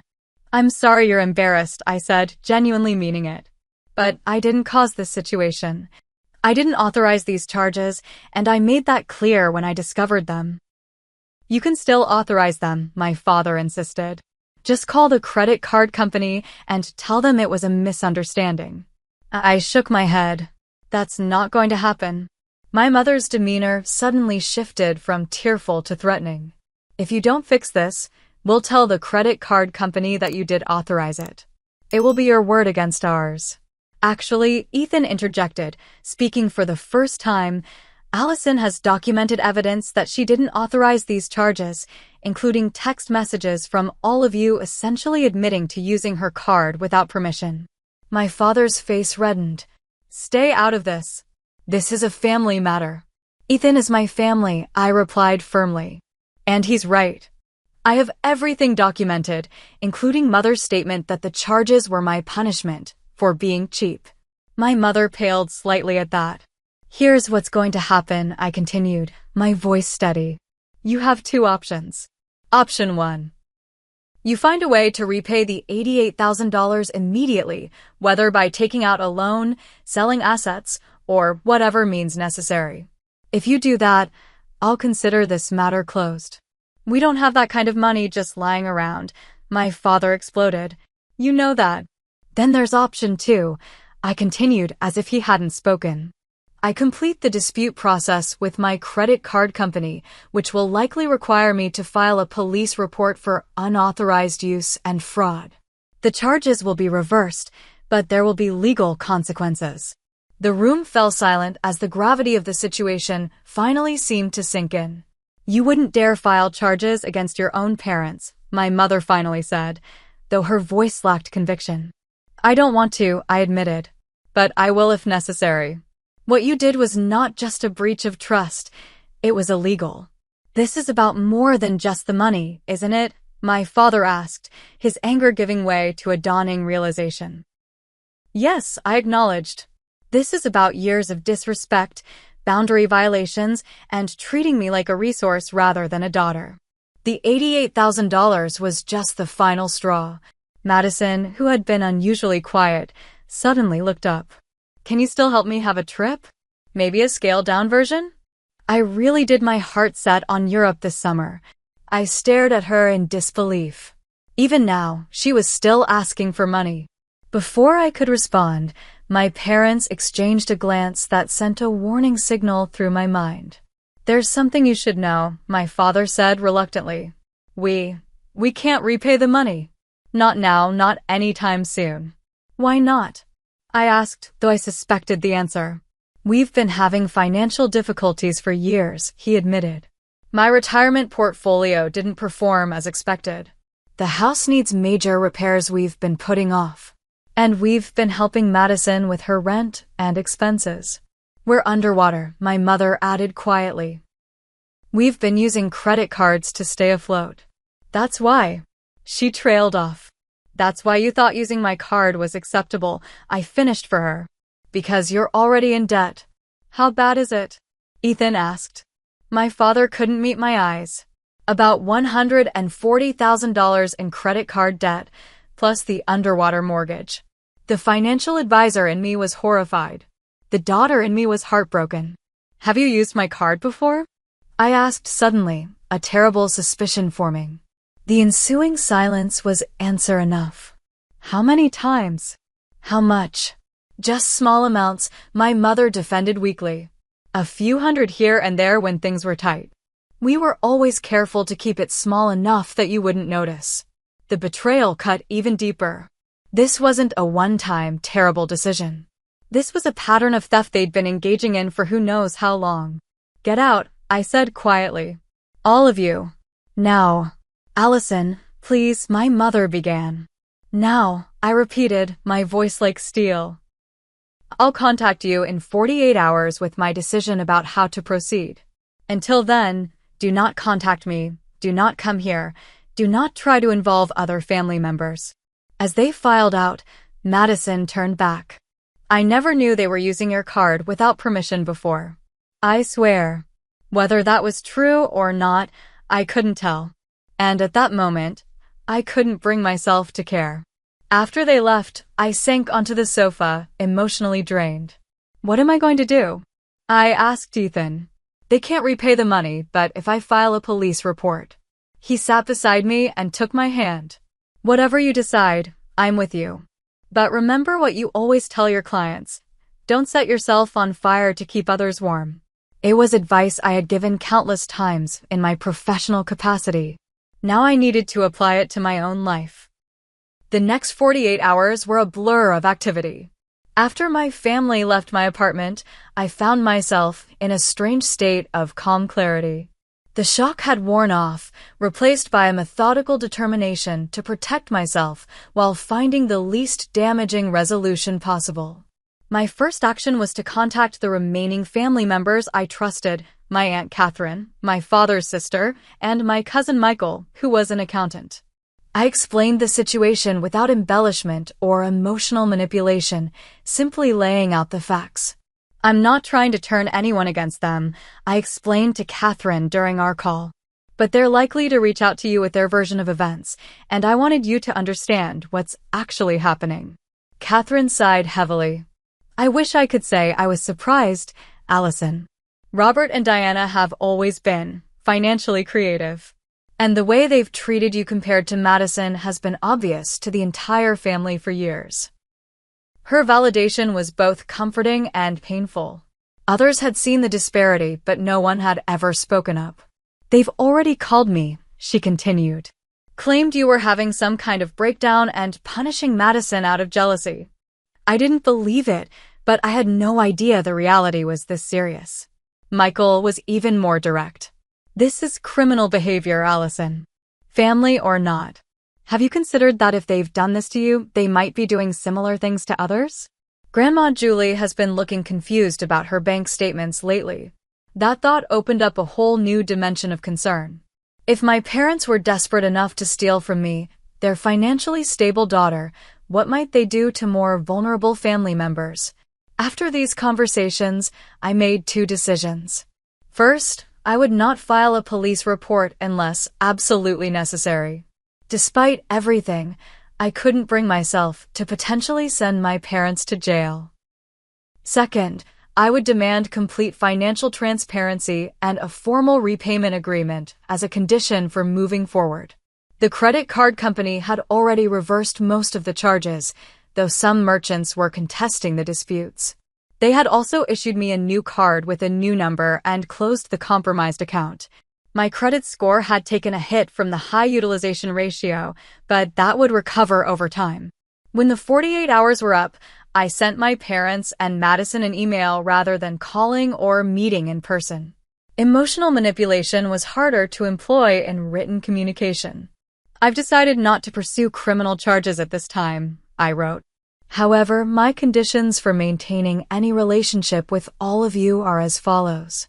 1. Complete financial transparency. I want to see all your accounts, debts, assets, and income sources. 2. A formal, legally binding repayment agreement for the charges that couldn't be reversed, approximately $15,000. 3. Family counseling to address the underlying issues that led to this situation. 4. No contact with me outside of these parameters for at least 30 days while I process this betrayal. If these terms are not acceptable, I will have no choice but to cut contact completely and reconsider my decision regarding legal action. Their response came within hours, a rambling email from my mother, alternating between tearful gratitude that I wasn't sending them to jail and subtle jabs about my harsh conditions and lack of understanding about family bonds. Reading between the lines, I could tell they were hoping to negotiate more favorable terms. I didn't respond. My terms weren't negotiable. 3 days later, my father called Ethan's phone, since I'd blocked their numbers on mine. "We accept your conditions," he said when Ethan passed me the phone. "All of them. When can we meet to go over our finances?" We arranged to meet at Michael's office the following weekend. Having a neutral third party present, especially one with financial expertise, seemed prudent. What I discovered during that meeting was worse than I'd imagined. My parents weren't just in debt, they were on the verge of bankruptcy. Years of living beyond their means, supporting Madison's lifestyle, and making poor investment decisions had left them with a negative net worth of nearly $200,000. "Why didn't you come to me for help?" I asked, genuinely bewildered. "Not for money, but for financial advice. This is literally what I do for a living." "We were embarrassed," my father admitted. "You've always been so responsible with money. We didn't want you to think less of us. So instead, you stole from me?" He had no answer for that. Madison sat silently throughout most of the meeting, her expression cycling between shame, anger, and shock as the full extent of our parents' financial distress was laid bare. When she finally spoke, her voice was small. "I had no idea it was this bad. They always made it seem like everything was fine, that helping me was no problem." I didn't know whether to believe her or not. Part of me thought she had to have suspected something. No one could be that oblivious. But the devastation on her face seemed genuine. "What happens now?" she asked. "Now we make a plan," Michael answered, taking charge of the situation in his professional capacity. "A realistic budget, debt consolidation, possibly bankruptcy protection, and a reasonable repayment schedule for what's owed to Allison." Over the next 4 hours, we hammered out the details. My parents would need to sell their house. It was too expensive for them anyway, given their retirement income. Madison would need to find a roommate and a stable job to support herself. No more parental subsidies. As for the money owed to me, we settled on a 5-year repayment plan with modest interest. It wasn't ideal, but it was realistic given their situation. "And one more thing," I added as we were wrapping up. "I need all of you to understand that our relationship is fundamentally changed. Trust has been broken, and it will take time to rebuild, if that's even possible." My mother began to protest, but my father placed a hand on her arm. "We understand," he said quietly. "We violated your trust in the worst way. We're lucky you're willing to give us any chance at all." It was the first genuinely remorseful thing either of them had said since this ordeal began. As we were leaving, Madison asked if she could speak with me privately. We walked to a nearby coffee shop and sat in awkward silence for a few minutes before she spoke. "I've been thinking a lot about why I felt entitled to that trip," she said finally. "Why I thought it was okay for Mom and Dad to use your card, even though deep down I must have known it wasn't right." I waited, not making it easier for her. "I've always been jealous of you," she continued. "You're so put together, so successful. Everyone respects you. I wanted what you have, but I wasn't willing to work for it the way you did. It was easier to just take." "It's not too late to change," I told her. "You're only 27. "I got a job," she said, surprising me. "Nothing glamorous, administrative assistant at a dental office. But it's a start. And I'm looking for a roommate for my apartment." It was a small step, but it was something. The next month was difficult. True to my conditions, my family kept their distance while I processed my feelings with Rachel's help. The family counseling sessions were uncomfortable but necessary, bringing to light decades of unhealthy dynamics and financial enabling. Gradually, painfully, we began to establish a new normal. Our relationship would never be the same. The easy trust was gone, replaced by cautious verification and clear boundaries. But there was a foundation for something potentially healthier in the future. 3 months after the initial discovery, I received the first repayment installment from my parents, a modest sum, but symbolic of their commitment to making amends. Madison had stuck with her job and was taking a community college course in office management. As for me, I had learned painful but valuable lessons about family, money, and the importance of boundaries. My credit score was recovering, and the financial impact, while significant, was manageable. The emotional impact would take longer to heal. "You know what's ironic?" I said to Ethan one evening as we reviewed our updated financial plan. "This whole situation has made me better at my job. I have a deeper understanding now of how emotions and family dynamics can impact financial decisions." "Expensive lesson," he remarked. "Worth every penny," I replied, "if it means never going through something like this again." 1 year has passed since that fateful Tuesday when I discovered the $88,000 charge on my credit card. So much has changed, some things for the worse, but many, surprisingly, for the better. My financial situation has stabilized completely. After a 6-month investigation, the credit card company resolved all disputed charges in my favor. My credit score, which had dropped nearly 70 points during the ordeal, has almost completely recovered. The freeze I placed on my credit has become a permanent feature of my financial life, a small inconvenience that provides significant peace of mind. More importantly, I've reclaimed my sense of security and autonomy. New accounts, new passwords, new phone number, new emergency contacts. I've rebuilt my financial infrastructure from the ground up, with security at its core. I no longer worry about unauthorized access or unexpected charges. That hypervigilance I felt in the immediate aftermath has faded into a healthy caution. My relationship with my family exists in a new reality, one with clearly defined boundaries and expectations. The weekly family counseling sessions continued for 6 months, painful but productive. We unearthed decades of unhealthy patterns, my parents' financial irresponsibility, their different expectations for Madison and me, my own reluctance to establish firm boundaries for fear of rejection. Dr. Martinez, our family therapist, helped us understand that what happened wasn't just about money, it was about respect, autonomy, and trust. Financial abuse, she explained, often masks deeper relationship issues.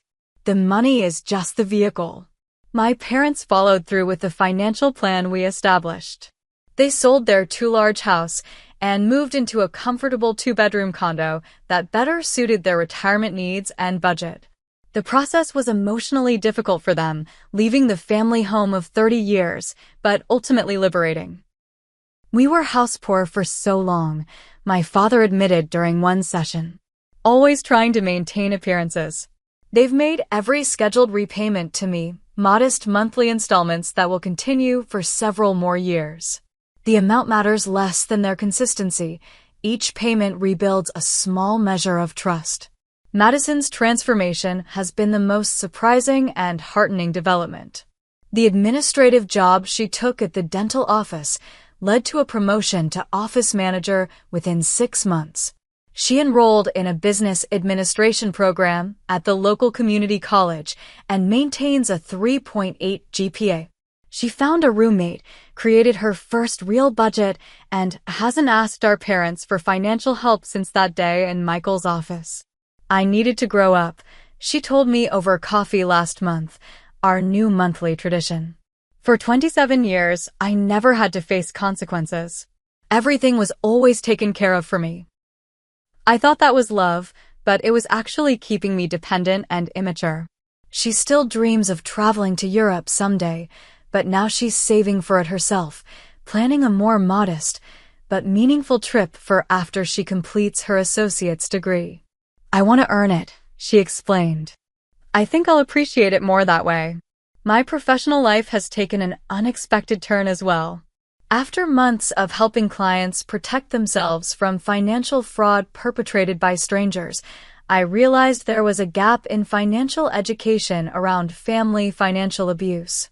With my firm's support, I developed a seminar series on financial boundaries in family relationships, drawing on my personal experience, anonymized, of course, and professional expertise. The response has been overwhelming.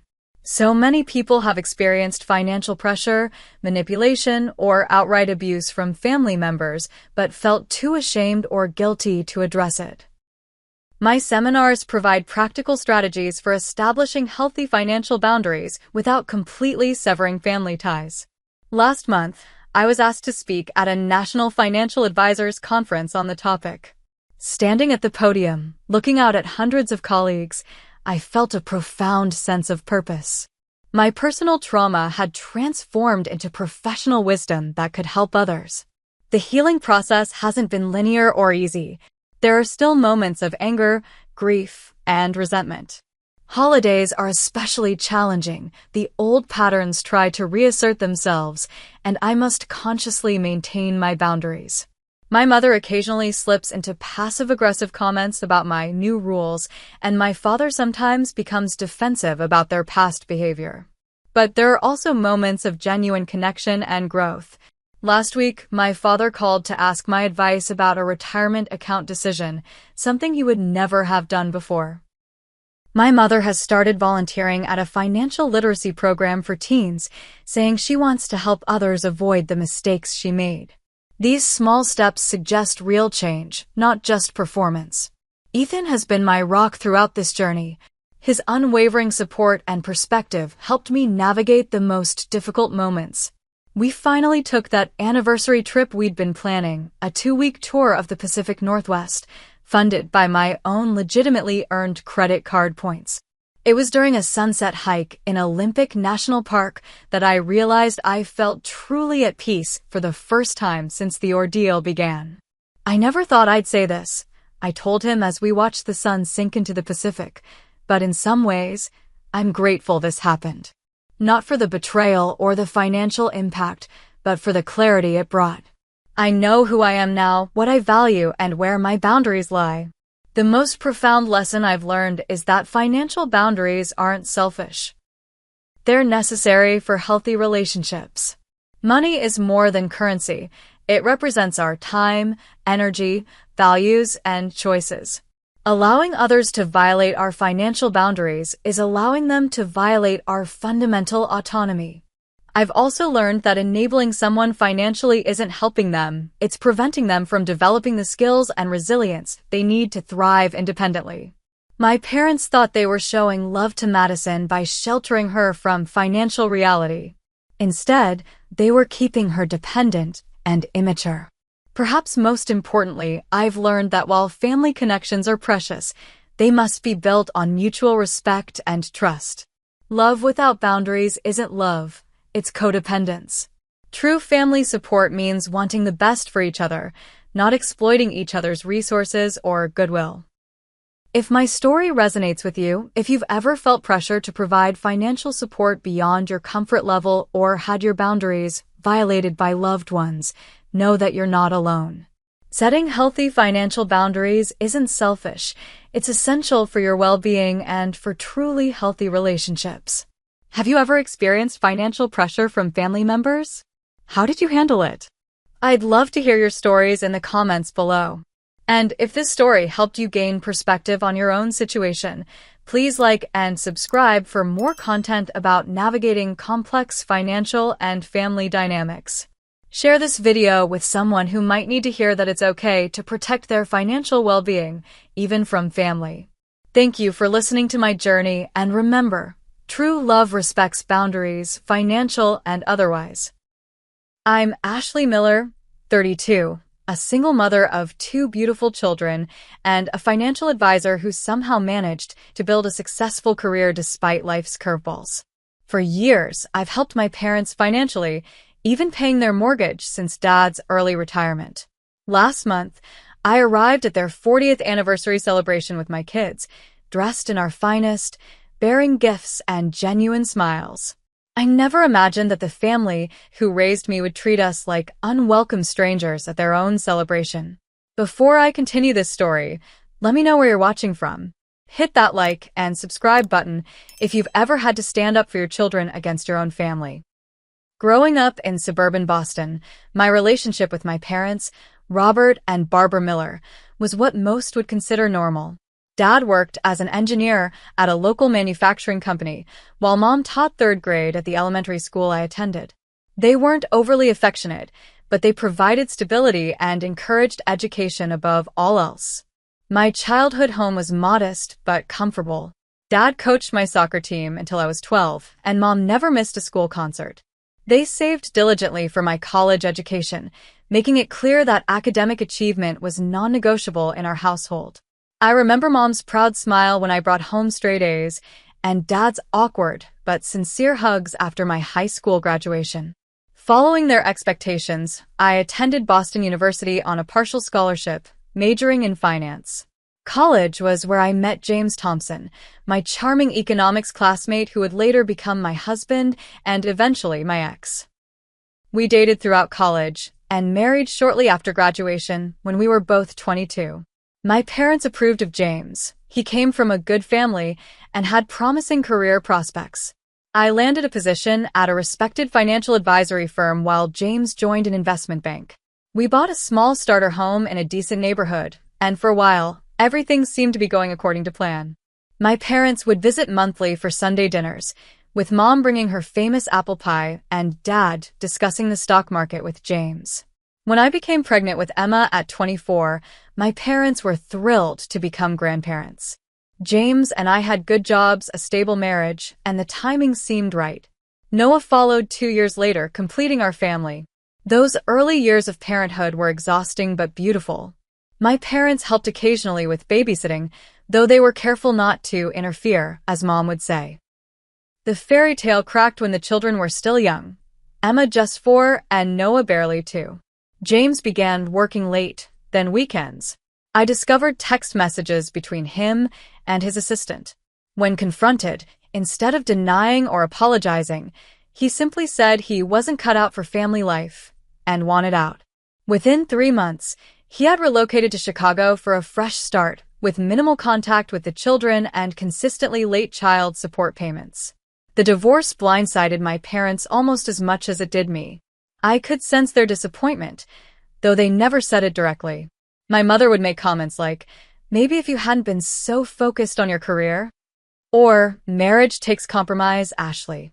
Their support became tinged with judgment. Meanwhile, my younger sister Jennifer seemed to do everything right in their eyes. She married her college sweetheart Michael, a dentist, right after graduation. They bought a house in the same neighborhood as our parents. Jennifer became a part-time graphic designer, but primarily focused on being a homemaker. She had her 2 perfectly timed children, a boy and a girl, with a pristine house and homemade organic baby food. Sunday dinners at my parents' house became showcases of Jennifer's domestic achievements. Despite the challenges of single parenthood, I threw myself into my career. I worked extra hours after the children were asleep, took additional certifications, and gradually built a solid reputation in wealth management. By 30, I was promoted to senior financial advisor, managing portfolios for high-net-worth clients. The irony wasn't lost on me. I helped others secure their financial futures while my own felt perpetually precarious. The same year as my promotion, my father announced his early retirement at 62. He'd been experiencing back problems, and his company offered a retirement package that seemed reasonable. However, what they hadn't shared was their financial reality. Years of helping Jennifer and Michael with down payments, renovations, and private preschool for their children had depleted my parents' savings more than they admitted. During a family dinner shortly after Dad's retirement announcement, I noticed my mother looking unusually tense. After the meal, she asked to speak with me privately. In their bedroom, she revealed a past-due mortgage notice. They were 3 months behind, with the bank threatening foreclosure. Dad's pension wasn't enough to cover their expenses, and they'd been too embarrassed to tell anyone. Without hesitation, I offered to help. My promotion had come with a significant salary increase, and while money was still tight with 2 growing children, I couldn't bear the thought of my parents losing their home of 30 years. I arranged to take over their monthly mortgage payments of $1,800, a substantial commitment that meant postponing my own dreams of buying a house to replace our cramped apartment. My parents accepted my help with a mixture of gratitude and discomfort. Dad promised it would be temporary, just until they got back on their feet. But as months passed, it became clear this arrangement would be long-term. I never complained, viewing it as repayment for the stable childhood they'd provided. What stung was that this financial arrangement remained our secret. At family gatherings, my parents still lavished praise on Jennifer and Michael's lifestyle while making subtle digs about my unfortunate situation. Once, I overheard Dad telling his brother how Jennifer was looking into vacation properties, while in the next breath mentioning how I still hadn't found my footing after the divorce. Despite these undercurrents, I maintained a cordial relationship with my parents for the children's sake. Emma and Noah adored their grandparents, though visits became less frequent as my parents seemed to prefer spending time with Jennifer's children. When we did visit, I noticed Mom would often correct my parenting, criticizing everything from the snacks I packed to how I dressed the kids for weather. 3 years into paying their mortgage, I had established a comfortable routine. Every first of the month, I transferred the money directly to their mortgage account. Every Sunday, we attempted family dinner, though increasingly, these dinners happened at Jennifer's showcase home rather than our parents'. And every night, I tucked my children into bed in our 2-bedroom apartment, promising myself that someday, I'd give them the stability and space they deserved. Then came the invitation to my parents' 40th anniversary celebration, an event that would unexpectedly change everything. The invitation arrived in an elegant cream envelope with gold embossing, clearly Jennifer's touch as the self-appointed family event coordinator. Inside was a formal card announcing Robert and Barbara Miller's 40th wedding anniversary celebration at the Westbrook Hotel, one of Boston's upscale venues. The party would feature a sit-down dinner, live music, and what Jennifer described as an intimate gathering of family and close friends. Despite the growing tension with my parents, I felt a genuine surge of happiness.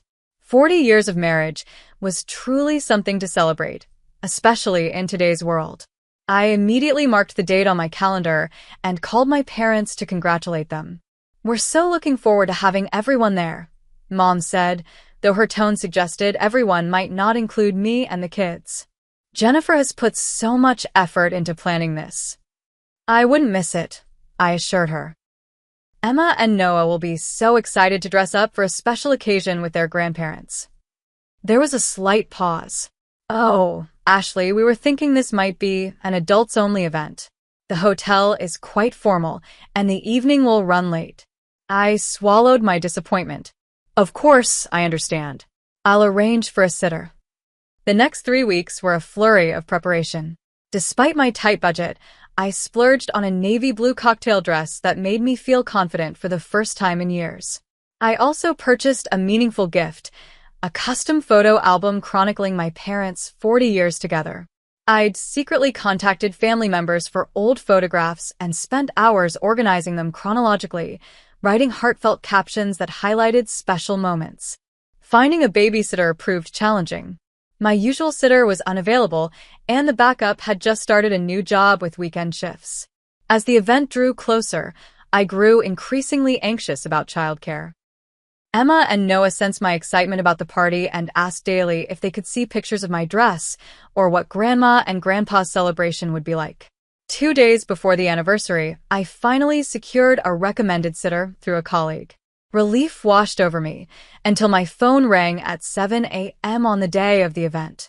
"Ms. Miller, I'm so sorry." The sitter's congested voice came through. "I've come down with the flu. There's no way I can watch your children tonight." Panic set in. I called every parent friend I knew, checked care.com, and even considered asking my apartment building's superintendent if his teenage daughter might be available. No luck. By noon, I realized I had two options: miss my parents' anniversary or bring Emma and Noah with me. I called my mother, explaining the situation. "Mom, I'm so sorry, but my sitter canceled last minute. I've tried everyone I know." "Oh, Ashley," she sighed, the disappointment evident. "Jennifer went to such lengths to create an elegant evening." "I know this isn't ideal," I said, "but the kids will be on their best behavior. I've talked to them about proper etiquette, and they're excited to see everyone. We won't stay late." After a long pause, she reluctantly agreed. "I suppose it can't be helped. Just make sure they're dressed appropriately." I spent the afternoon preparing the children. 8-year-old Emma wore a purple dress with a cardigan, while 6-year-old Noah looked adorable in khakis and a button-down shirt with a clip-on tie. I reviewed behavior expectations, promised dessert if they followed the rules, and reminded them how special this occasion was for Grandma and Grandpa. "Why do we have to be extra good tonight, Mommy?" Emma asked as I fixed her hair. "Because this is a very important day for your grandparents," I explained. 40 years of marriage is a big accomplishment. "That's like forever," Noah exclaimed, struggling with his clip-on tie. "It certainly is," I smiled, helping him straighten it. "And someday, when you're all grown up, maybe you'll celebrate an anniversary like this too." We left our apartment at 5:30 p.m. for the 6 o'clock event, gift and card in hand. The children vibrated with excitement in the back seat of our aging Honda Civic. Emma clutched a handmade card she created, featuring a surprisingly good drawing of her grandparents holding hands. Noah had contributed by adding glitter, perhaps too much glitter, but the sentiment was heartfelt. As we drove, I felt a strange mixture of emotions. Pride in my beautiful, well-behaved children. Anxiety about how they would be received. Hope that this evening might begin healing whatever rift had formed between my parents and me. And underneath it all, a tiny ember of resentment that I, the one paying their mortgage, had to justify bringing my children to a family celebration. We pulled into the Westbrook Hotel's circular driveway at 5:55 p.m.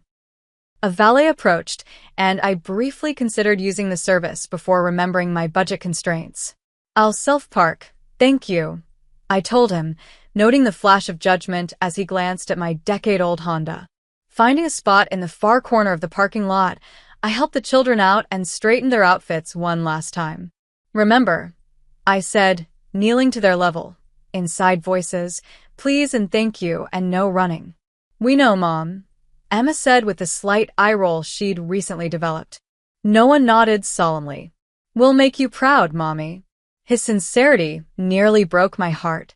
I squeezed both their hands as we walked toward the entrance, the weight of the gift bag swinging from my wrist and my mother's hesitant permission echoing in my mind.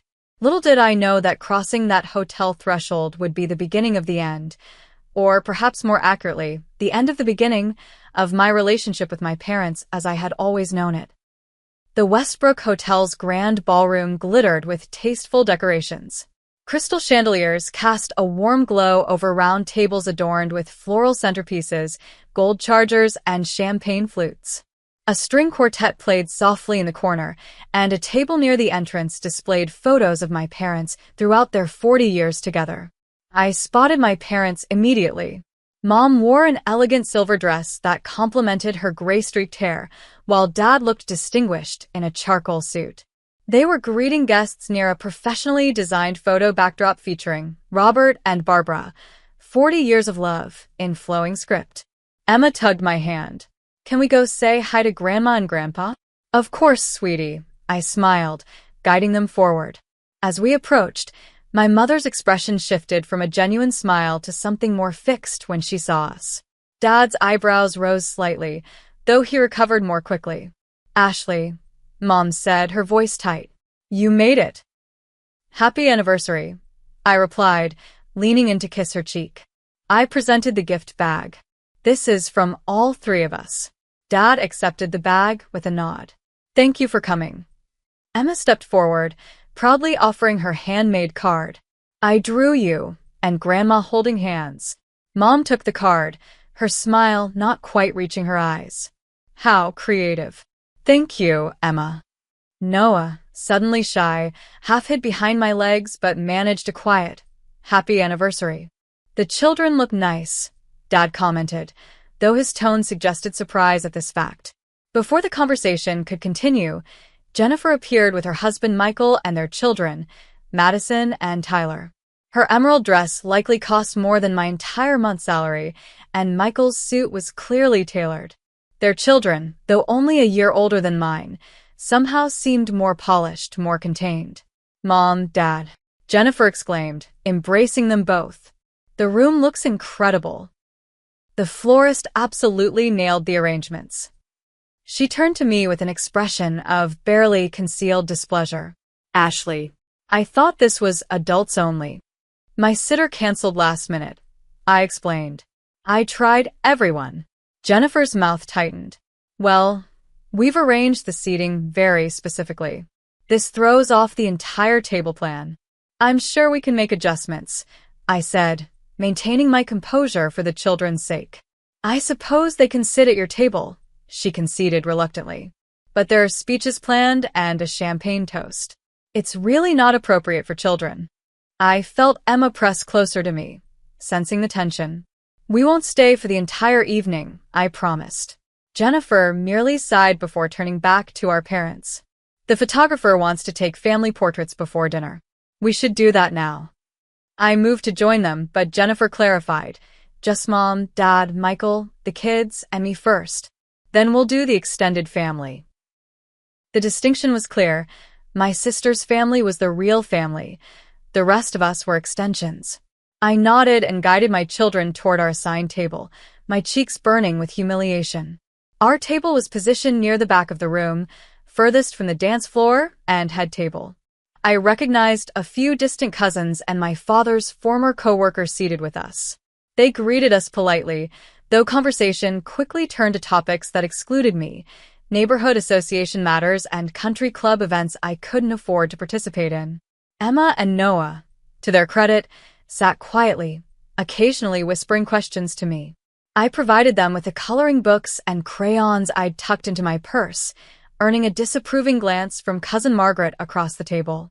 Throughout the cocktail hour, I watched as my parents circulated among guests, embraced by friends and family. They stopped at every table except ours.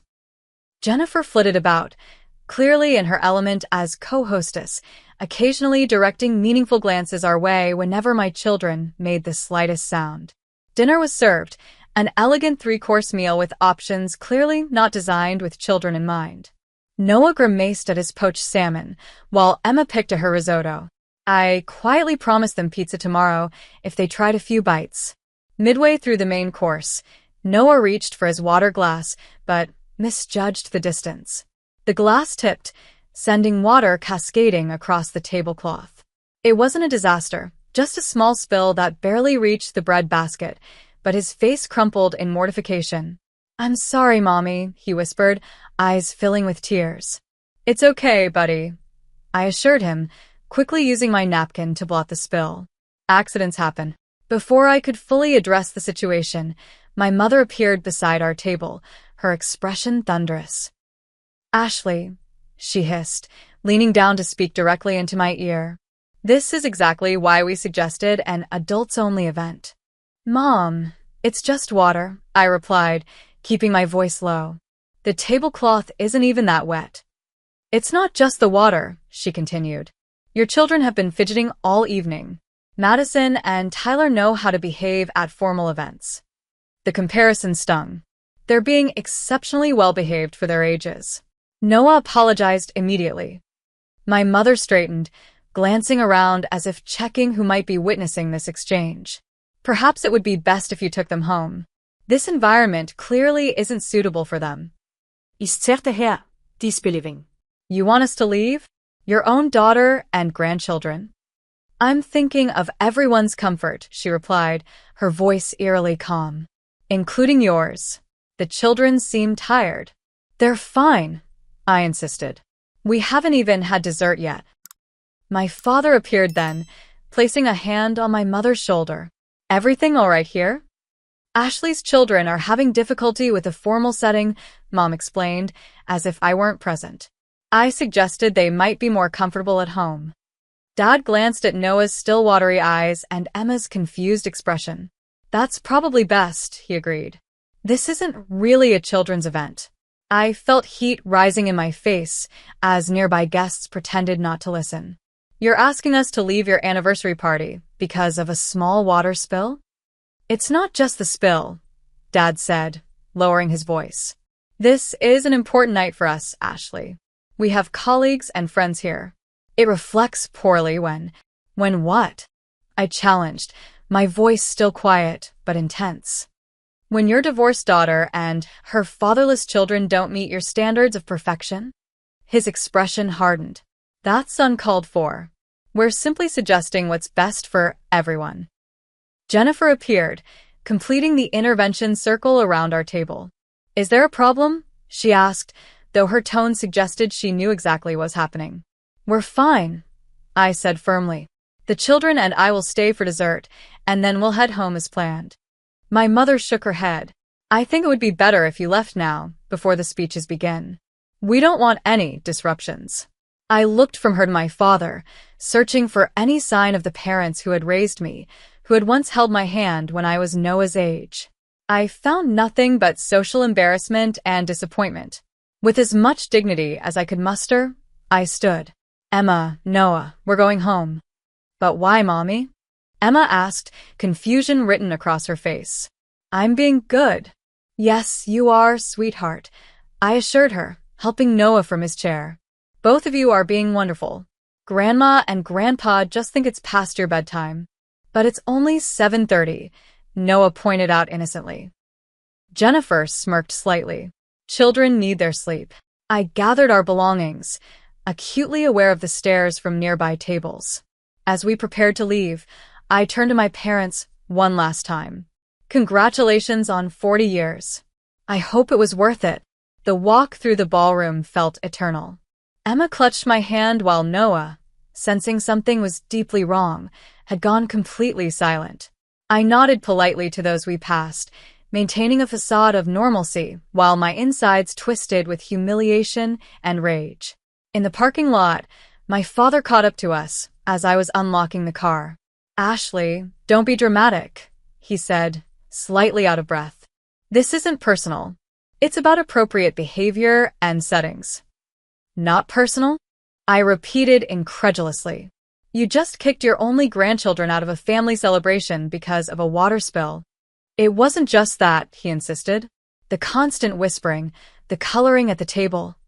They're children, I exclaimed, finally letting my voice rise now that we were outside.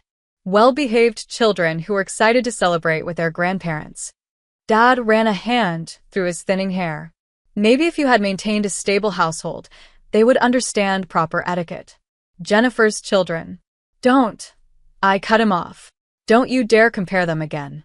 I'm just saying, choices have consequences, Ashley. Your decision to divorce. My decision? I laughed bitterly. James left us, Dad. He cheated and abandoned his family.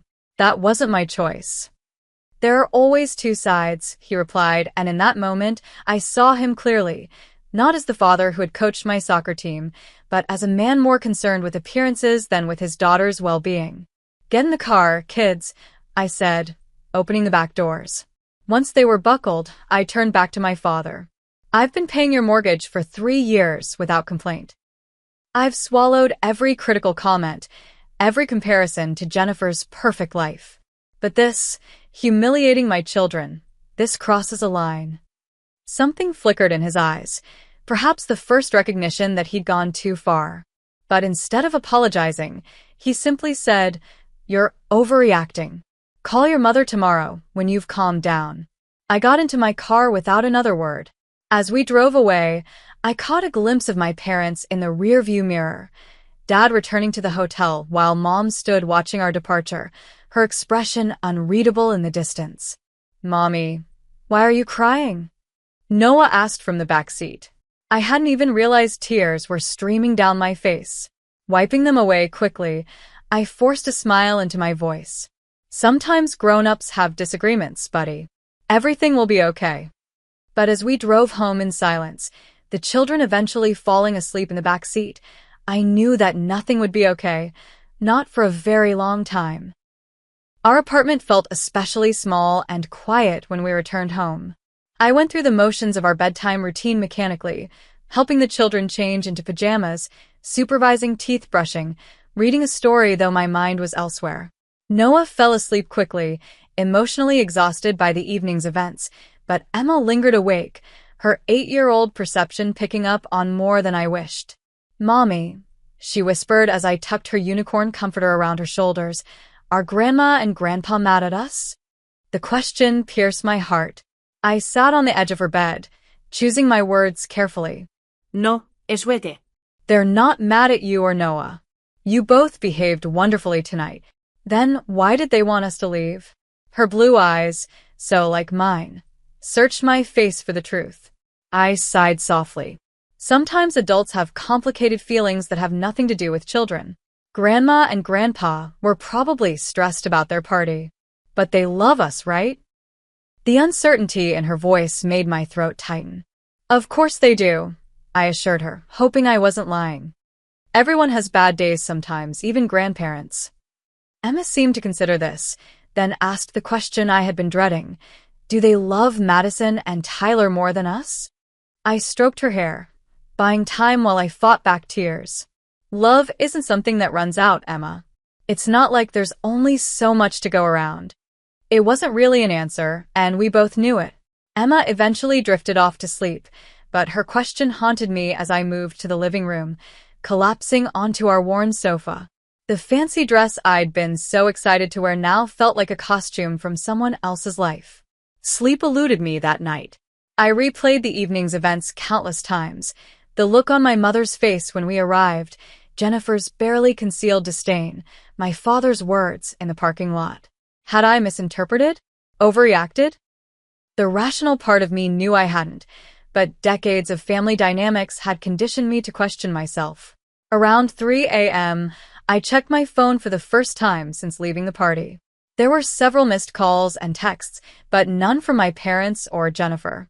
Instead, my father's sister, Aunt Patricia, had called twice, along with my cousin Melissa and 2 of my mother's oldest friends. A text from Melissa read simply, "That was horrible. Are you and the kids okay?" At least someone had noticed the injustice. I was composing a response when a text from my mother finally appeared. "You always were sensitive. We'll talk when you've calmed down." No epaledi. No acknowledgement of how they had treated their grandchildren. Just a dismissal of my feelings as oversensitivity, a familiar pattern that stretched back to my childhood. I decided not to respond immediately. Any reply I composed in my current state would only escalate the situation. Instead, I made myself a cup of tea and sat by the window, watching the city lights and wondering how my relationship with my parents had deteriorated so completely. Morning arrived with no answers but the immediate needs of parenthood, breakfast to prepare, children to reassure. Emma was subdued, while Noah seemed to have bounced back, chattering about a video game he wanted to play. I maintained a cheerful facade for their sake, though the effort drained what little energy I had. "Can we visit Grandma and Grandpa today?" Noah asked innocently as he munched his cereal. "Not today, buddy," I replied. "They're probably tired after their big party." "Will they come here?" Emma's question held that same note of uncertainty from the night before. I don't think so, sweetie. How about we go to the park instead? The weather's supposed to be nice. The children agreed, though without their usual enthusiasm. Throughout the day, I caught Emma looking at me when she thought I wouldn't notice, her young face troubled. Noah, by contrast, threw himself into play with determined cheer, as if trying to compensate for the tension he sensed. By Sunday evening, I still hadn't heard from my father, and my mother had sent only one additional text. Hope you had time to reflect on your behavior. We should discuss this before next Sunday's dinner. My behavior. As if I were the one who had publicly humiliated family members over a water spill. The message cemented my decision to maintain distance until I received a genuine apology. Monday morning brought the challenge of returning to normal routines. I dropped the children at school with extra hugs and reassurances, then headed to my office, where I struggled to focus on client portfolios and market analyses. My colleague Rachel noticed my distraction during our team meeting. Ashley, are you okay? She asked when we were alone. You seem off today. The simple kindness in her question nearly undid me. Before I knew it, I was telling her everything: the mortgage payments, the anniversary party, the public dismissal of my children. Rachel listened without interruption, her expression growing increasingly outraged. When I finished, she shook her head in disbelief. Ashley, that's not normal. Or acceptable. You realize that, right? I know it was horrible, I admitted, but they're still my parents. Parents who took your financial support for 3 years, then treated you and your kids like unwelcome strangers, she pointed out. Would you accept that behavior from anyone else in your life? Her question struck me with surprising force. Would I? If a friend had treated my children that way, would I be making excuses for them? The answer was unequivocally no. You deserve better, Rachel continued. And more importantly, your children deserve better. Emma and Noah need to see their mother standing up for herself and for them. She was right, of course. The humiliation I felt was nothing compared to the confusion my children were experiencing.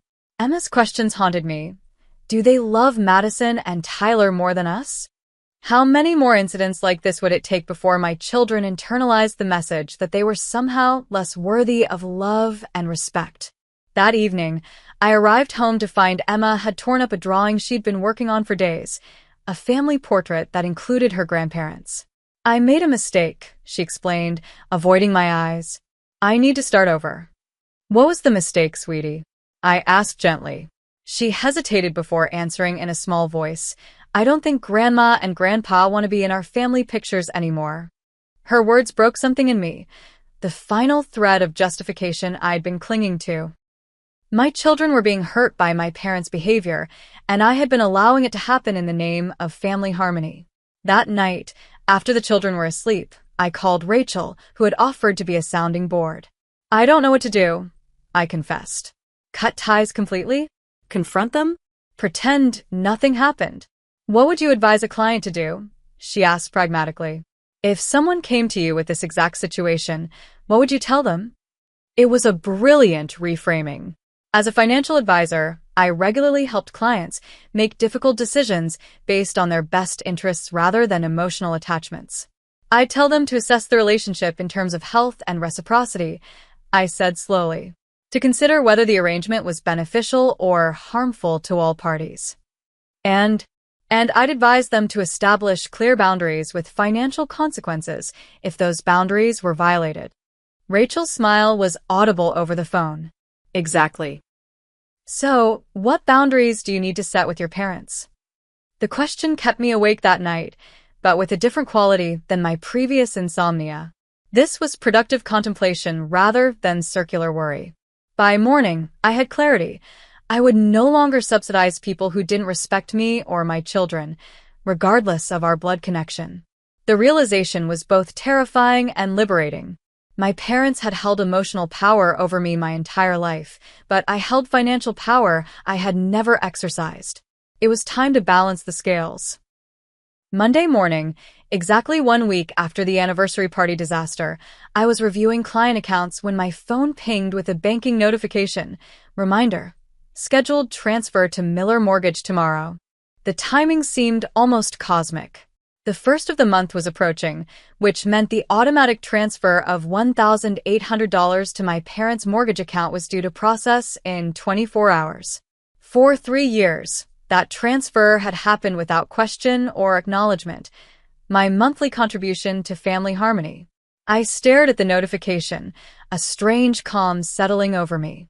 This wasn't just about money. It was about respect, boundaries, and teaching my children what behavior was acceptable in relationships. If I continued financially supporting parents who could publicly humiliate their grandchildren, what message would that send to Emma and Noah? Before making any decisions, I needed to understand my legal obligations. During lunch, I called my friend Marcus, a contracts attorney whose children attended the same school as mine. I've been paying my parents' mortgage for 3 years, I explained after outlining the situation. Is there any legal requirement for me to continue? Is your name on the mortgage? He asked. No, it's in their names. I just make the payments directly to their account. Any written agreement between you? Nothing formal. It was a verbal arrangement when my dad retired early. Marcus's response was clear. Then legally, you have no obligation to continue payments. Morally is another question, but legally, you're free to stop at any time. I thanked him and ended the call, the path forward crystallizing in my mind. That evening, after the children were in bed, I composed an email to both my parents. Dear Mom and Dad, I've spent the past week reflecting on what happened at your anniversary celebration. The public humiliation of my children over a small water spill and normal, well-behaved childlike behavior was deeply hurtful and concerning. For 3 years, I have faithfully paid your mortgage of $1,800 monthly without complaint. I did this out of love and respect for you both, despite the financial strain it placed on me as a single mother. I never mentioned these payments to anyone in the family, honoring your wish to keep this arrangement private. However, I cannot in good conscience continue financially supporting a household that does not show basic respect to me or my children. Effective immediately, I will be discontinuing the mortgage payments. If you wish to discuss resuming financial support in the future, I would need the following.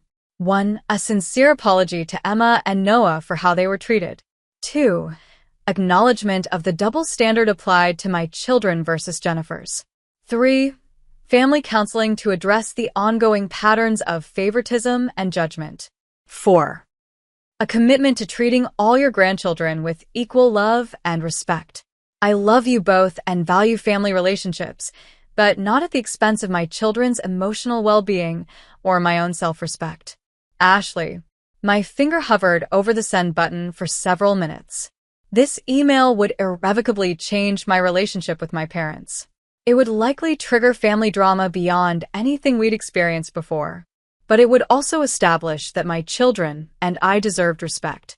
I pressed send, then immediately logged into my banking app and canceled the automatic transfer scheduled for the next day. The finality of these actions left me breathless but certain. To minimize immediate fallout, I temporarily blocked my parents' numbers and Jennifer's. I needed space to maintain my resolve without being bombarded by guilt trips or accusations. I did, however, send a brief text to Aunt Patricia explaining that I would be taking some time away from my parents and why. She had always been the most reasonable family member, and I wanted at least one relative to understand my side. The next morning, I sat down with Emma and Noah before school. I need to tell you something important, I began. We're going to take a little break from seeing Grandma and Grandpa for a while. Because of the party? Emma asked perceptively. Partly, I acknowledged. Sometimes adults need time apart to figure things out, just like you and your friends sometimes need space when you disagree. Will we see them for Christmas? Noah's lower lip trembled slightly. The question hit hard. Christmas was still months away. I don't know yet, buddy. But I promise we'll have a wonderful holiday no matter what. Maybe we can start some new traditions of our own. Like what? Emma seemed cautiously interested. Well, maybe we could volunteer at the animal shelter on Christmas Eve, I suggested, remembering how they'd begged for a pet we couldn't have in our apartment. Or have a movie marathon with hot chocolate and all the toppings. This sparked a brainstorming session that left both children excited about new possibilities rather than dwelling on what might be lost. As I dropped them at school, I felt a weight lifting. I was actively creating new joy for my family rather than chasing approval we never fully received. That afternoon, I checked my email during a break between client meetings. As expected, there were multiple responses from my parents. My mother's was brief and cold. "Ashley, I'm shocked by your immaturity and ingratitude. After everything we've done for you and those children, this is how you repay us? Your father is devastated. I hope you reconsider this foolish decision before irreparable damage is done." My father's was longer, but equally devoid of self-reflection. "I'm extremely disappointed by your email and decision. We have supported you through every mistake and poor choice, including your failed marriage. One difficult evening at an adult event, and you respond with financial blackmail? The mortgage payment is due today. If it's not paid, we'll need to dip into our emergency fund. Is that really what you want? Call your mother when you've come to your senses." Neither message contained an apology or acknowledgement of wrongdoing. Neither expressed concern for how Emma and Noah were feeling after being ejected from the party. The focus remained entirely on my overreaction and their financial predicament. I closed my email without responding and returned to work, a strange calm settling over me. For the first time in my adult life, I had set a boundary with my parents and stuck to it, despite the discomfort. The $1,800 that would have gone to their mortgage remained in my account, money that could eventually help secure a better home for my children.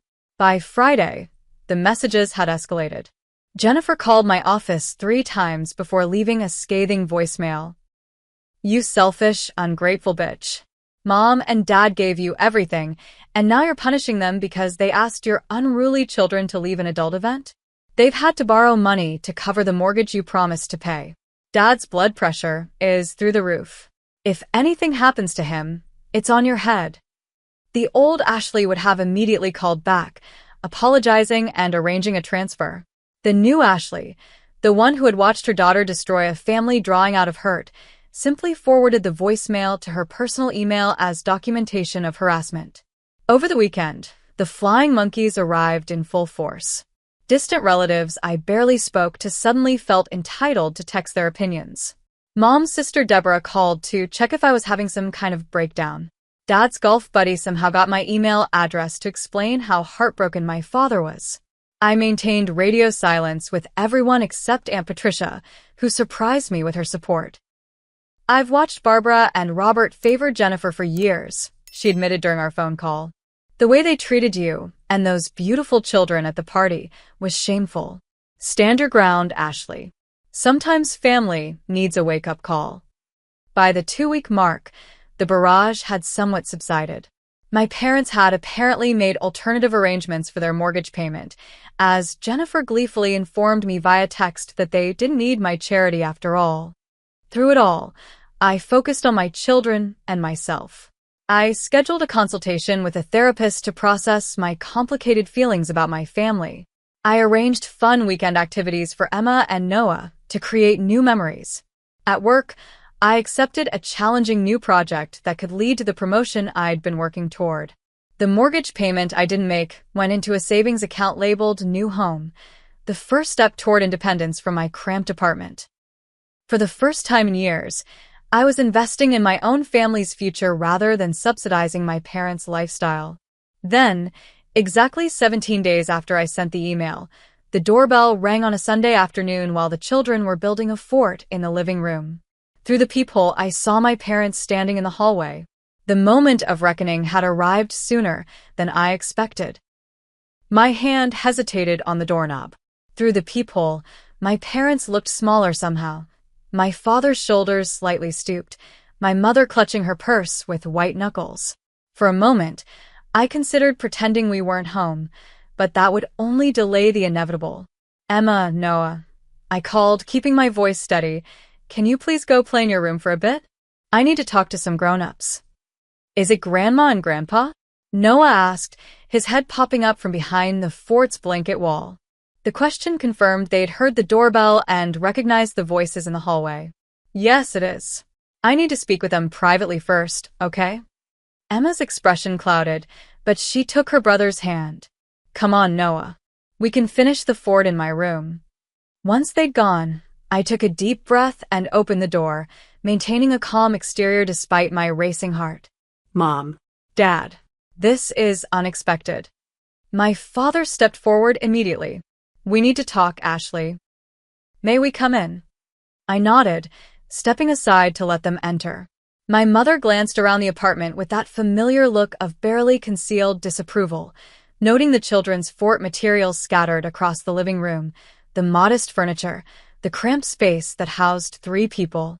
Where are the children? She asked, her tone suggesting she was owed their presence. In their room. I'd like to speak with you first before involving them. My father didn't sit down. Instead, he stood in the center of the living room, his posture rigid with anger poorly disguised as parental authority. This has gone on long enough, Ashley. Your mother and I received a notice from the bank yesterday. If we don't make a payment by Friday, they'll begin foreclosure proceedings. I was clear in my email about why I stopped the payments. I replied, maintaining eye contact. Have you considered my conditions? Conditions? My father's voice rose. We are your parents, not business associates. You don't get to set conditions. My mother interjected, her voice taking on the wounded tone she'd perfected over decades. We've given you everything, Ashley. Supported you through college, helped with the children when they were babies. One difficult evening, and you punish us financially? This isn't about one evening, I said quietly. It's about years of judgment, comparison, and double standards. The anniversary party was simply the breaking point. So dramatic, my mother sighed. You've always been sensitive, ever since you were little. The dismissal of my feelings, so familiar it almost felt like a script, strengthened my resolve rather than weakening it. Emma destroyed a drawing of our family last week, I told them. She tore it up because she didn't think you wanted to be in our pictures anymore.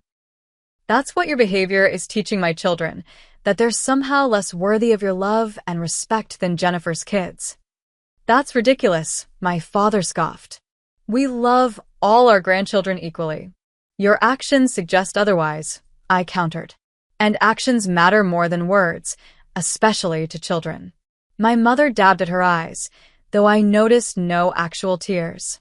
We drove all the way here to make peace, and you're attacking us. Robert, I told you this was a mistake. From down the hallway came the sound of a door opening, and Emma appeared, her expression a mixture of concern and determination.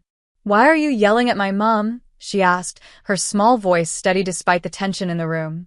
Emma, please go back to your room, I said gently. No one is yelling, sweetheart, my mother said, her tone instantly shifting to sugary sweetness. Grandma and Grandpa just came to visit. Emma didn't move from the hallway. You made my mom cry last week. And you made us leave the party when we were being good. The directness of a child, unfiltered by adult politeness, hung in the air. My father looked genuinely taken aback, while my mother's pleasant mask slipped momentarily. Emma, please take Noah and go to your room, I repeated, more firmly this time. I'll be there in a few minutes. She hesitated, but eventually retreated.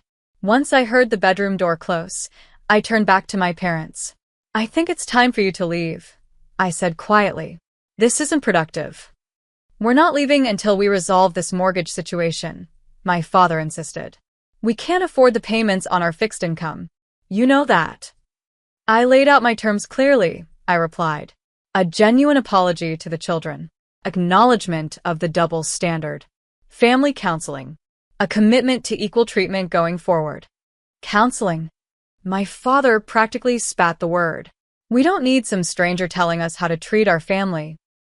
We raised 2 daughters successfully, without any of that nonsense. Then I can't help you, I said simply. I will not continue financially supporting a household that treats my children as lesser. My mother's expression hardened. So that's it? After everything we've done for you, you'll let the bank take our home? The guilt trip was so predictable I almost laughed. You have options, Mom. You could downsize to something within your budget. Dad could take a part-time job. You could ask Jennifer for help, Her husband is a successful dentist after all. My father's face reddened. We would never burden Jennifer like that. She has her own family to support. But burdening me, a single mother, was perfectly acceptable. The double standard was so blatant it almost took my breath away. My mother gathered her purse, signaling her retreat. I don't recognize you anymore, Ashley. The daughter we raised would never be so callous. The daughter you raised finally learned to value herself and her children. I corrected her. And that's not callousness. It's healthy boundaries. My father made one last attempt. If you don't resume the payments, don't expect to be welcome in our home again. Think carefully about what you're doing to this family. I opened the front door. I have thought carefully. And I've decided that my children deserve better than conditional love based on perfect behavior. So do I. They left without saying goodbye to Emma and Noah, confirming everything I had said about their priorities. As the door closed behind them, I leaned against it, exhaling slowly to release the tension in my chest. Emma's bedroom door opened again, and both children peeked out cautiously. Did Grandma and Grandpa leave? Noah asked. Yes, buddy, they did. I knelt to their level. Come here, both of you. They ran into my arms, and I held them tightly, breathing in the scent of Noah's shampoo and the laundry detergent on Emma's t-shirt. I want you both to know something very important, I said, looking into their eyes. You are perfect exactly as you are. You deserve love and respect, always. And I will never let anyone make you feel otherwise, not even family. Emma studied my face. Are we still their grandchildren? The question broke my heart. Yes, absolutely. Sometimes grown-ups disagree about things, but that doesn't change who we are to each other. Will we see them at Christmas? Noah persisted with his earlier concern. I don't know yet, I answered honestly. But I promise you, whatever happens, we'll be okay. We have each other, and that's what matters most. That evening, as I tucked them into bed, I felt a strange mixture of sadness and peace. The confrontation had gone exactly as expected, no acknowledgement, no apology, only attempts to guilt and manipulate. But for the first time, their tactics hadn't worked. The next morning, the consequences of my stand began manifesting. Jennifer had apparently been busy overnight, posting a thinly veiled account of the situation on Facebook. Heartbroken watching my elderly parents facing possible foreclosure because someone they supported for years has abandoned them in their time of need. Family should always come first. #ungrateful, #karma. By lunchtime, my phone was buzzing with notifications from mutual acquaintances and distant relatives. Some expressed concern, others judgment. A few bolder ones sent direct messages asking if I was really going to let my parents lose their home. I deleted the social media apps from my phone and focused on work. That afternoon, my supervisor Diane called me into her office. Ashley, I received a concerning phone call today, she began, her expression serious. A woman identifying herself as your sister accused you of financial mismanagement and unstable behavior. My stomach dropped. Jennifer called my workplace? Diane nodded. She suggested we should review your client accounts given your erratic decision-making. I want you to know I shut that down immediately, but I thought you should be aware. I'm so sorry, I began, mortified that my family drama had spilled into my professional life. Don't apologize, Diane interrupted. I've worked with you for 6 years. Your integrity and judgment are beyond question. She paused. That said, is everything okay? This sounds serious. Briefly, I explained the situation, the years of mortgage payments, the anniversary party incident, my decision to stop enabling their behavior. To my surprise, Diane didn't look shocked or judgmental. Instead, she nodded with understanding. I went through something similar with my brother years ago, she revealed. Sometimes the hardest boundaries to set are with family. For what it's worth, I think you're doing the right thing. Her support meant more than she could know. As we concluded our meeting, she added something unexpected. The Richardson account needs a new lead advisor. I was considering you before this happened, and I'm still considering you. The promotion would mean a significant pay increase, enough to perhaps help with that new home you've mentioned wanting for your kids. The opportunity, arriving precisely when I'd taken a stand for my family's well-being, felt like confirmation I was on the right path. 2 days later, I received a certified letter from my parents' bank. The mortgage had entered pre-foreclosure status due to missed payments. The formal documentation made the situation real in a way emails and arguments couldn't. My parents really would lose their home if something didn't change. That night, I couldn't sleep. Despite everything, the thought of my parents, in their 60s, facing housing insecurity troubled me deeply. I still love them, despite their flaws and the pain they'd caused. But resuming payments without addressing the underlying issues would solve nothing. After hours of contemplation, I called Marcus, my attorney friend, again.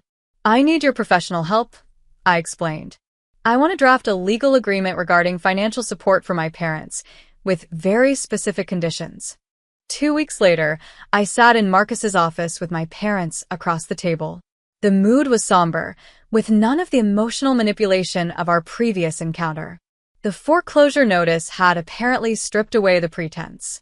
"I've invited you here because I'm willing to help with the mortgage again," I began, but only with clear, written terms that protect my children and myself.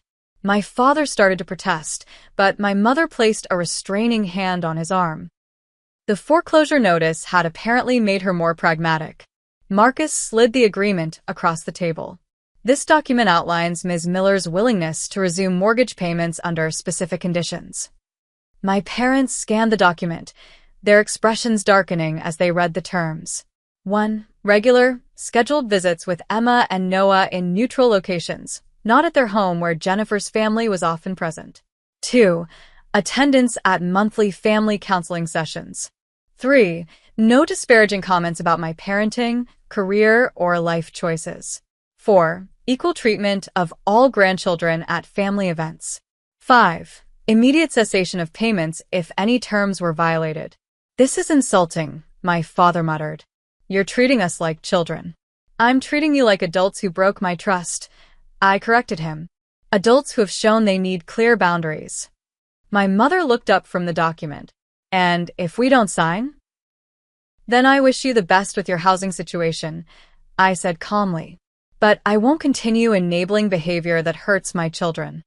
The silence stretched between us, heavy with decades of family history and unspoken expectations. Finally, my mother picked up the pen. "Barbara, you can't be serious," my father protested. "I'm not losing our home over this, Robert," she replied tiredly. "Just sign the paper." One by one, we added our signatures to the document. There was no celebration, no reconciliation, merely a business transaction between estranged family members. As Marcus made copies for everyone, I felt no triumph, only a quiet certainty that I had finally put my children's well-being first.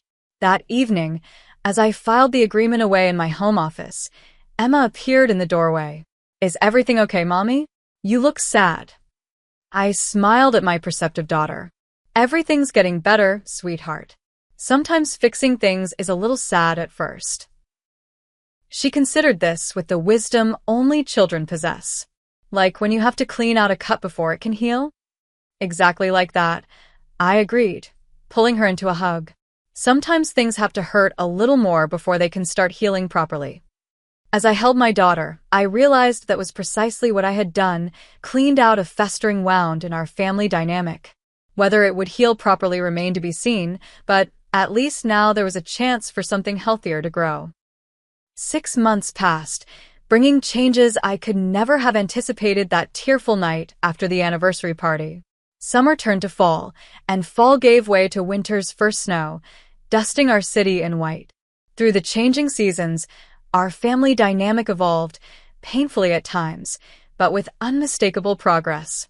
The legal agreement proved more effective than I had dared hope. My parents, faced with the concrete reality of losing both their home and their relationship with their grandchildren, complied with its terms. The first counseling session had been awkward and stilted, with my father checking his watch repeatedly and my mother answering questions with minimal detail. But by the third session, genuine communication had begun to emerge. I never realized how much our comments affected the children, my mother admitted during our fourth session. When you said Emma tore up her drawing, that stayed with me. The counselor, Dr. Winters, had a gift for asking questions that bypassed defensiveness. Barbara, Robert, can you recall times in your own childhoods when you felt compared to siblings or cousins? The question unlocked something in my father. He spoke, haltingly at first, about growing up in his brother's shadow, the athletic, popular sibling who seemed to effortlessly gain their father's approval, while Robert worked twice as hard for half the recognition. I would never want Noah to feel that way, he said, the connection between past and present visibly dawning on him. These revelations didn't immediately transform our relationship, but they created space for understanding. The rigid perfection my parents demanded began to make more sense when viewed through the lens of their own unhealed wounds. Our first supervised visit with the children took place at a neutral location, the city botanical gardens. I watched cautiously as Emma and Noah approached their grandparents, their body language hesitant. "We brought something for you," my mother said, presenting each child with a small gift bag. I tensed, ready to intervene if the gifts created uncomfortable comparisons. Instead, I was surprised to see thoughtfully chosen items that matched each child's interests: a geology kit for Emma, who had recently developed an obsession with rocks, and a dinosaur model kit for Noah. "Did Grandma tell you I like rocks now?" Emma asked me later, her expression confused but pleased. "I mentioned it during counseling," I explained, equally surprised that my mother had listened and remembered. The winter holidays approached, the first since our confrontation. Rather than the traditional Christmas Eve at my parents' home, we arranged a compromise: a Christmas lunch at a restaurant, followed by ice skating in the park. Jennifer and her family were invited but declined, creating an unexpectedly intimate gathering. Without the pressure of hosting or Jennifer's perfect family as comparison, my parents seemed more relaxed, more present with Emma and Noah. They listened to Noah's detailed explanation of dinosaur classifications and asked Emma thoughtful questions about her rock collection. When Noah spilled hot chocolate on his new sweater, my mother simply helped him clean up without a single critical comment, progress that brought unexpected tears to my eyes. As for Jennifer, our relationship remained strained but was slowly thawing. In January, she requested we meet for coffee without our parents or children present. "I still think you went too far with the legal agreement," she said bluntly, stirring her latte. "But I've noticed things in counseling, patterns I didn't see before." "What kinds of patterns?" I asked, cautiously optimistic about this rare moment of vulnerability from my perfect sister. Jennifer stared into her cup. "Mom and Dad do compare the kids, and they've always held you to a different standard than me." She looked up. I benefited from that, so I didn't question it. That wasn't fair. It wasn't a full apology, but it was acknowledgement, something I'd never expected from Jennifer. As we parted, she hesitated, then added, "Madison has been asking for a sleepover with Emma. If you're open to it, maybe we could arrange something." The cousins' relationship, previously restricted to formal family gatherings, began to develop independently.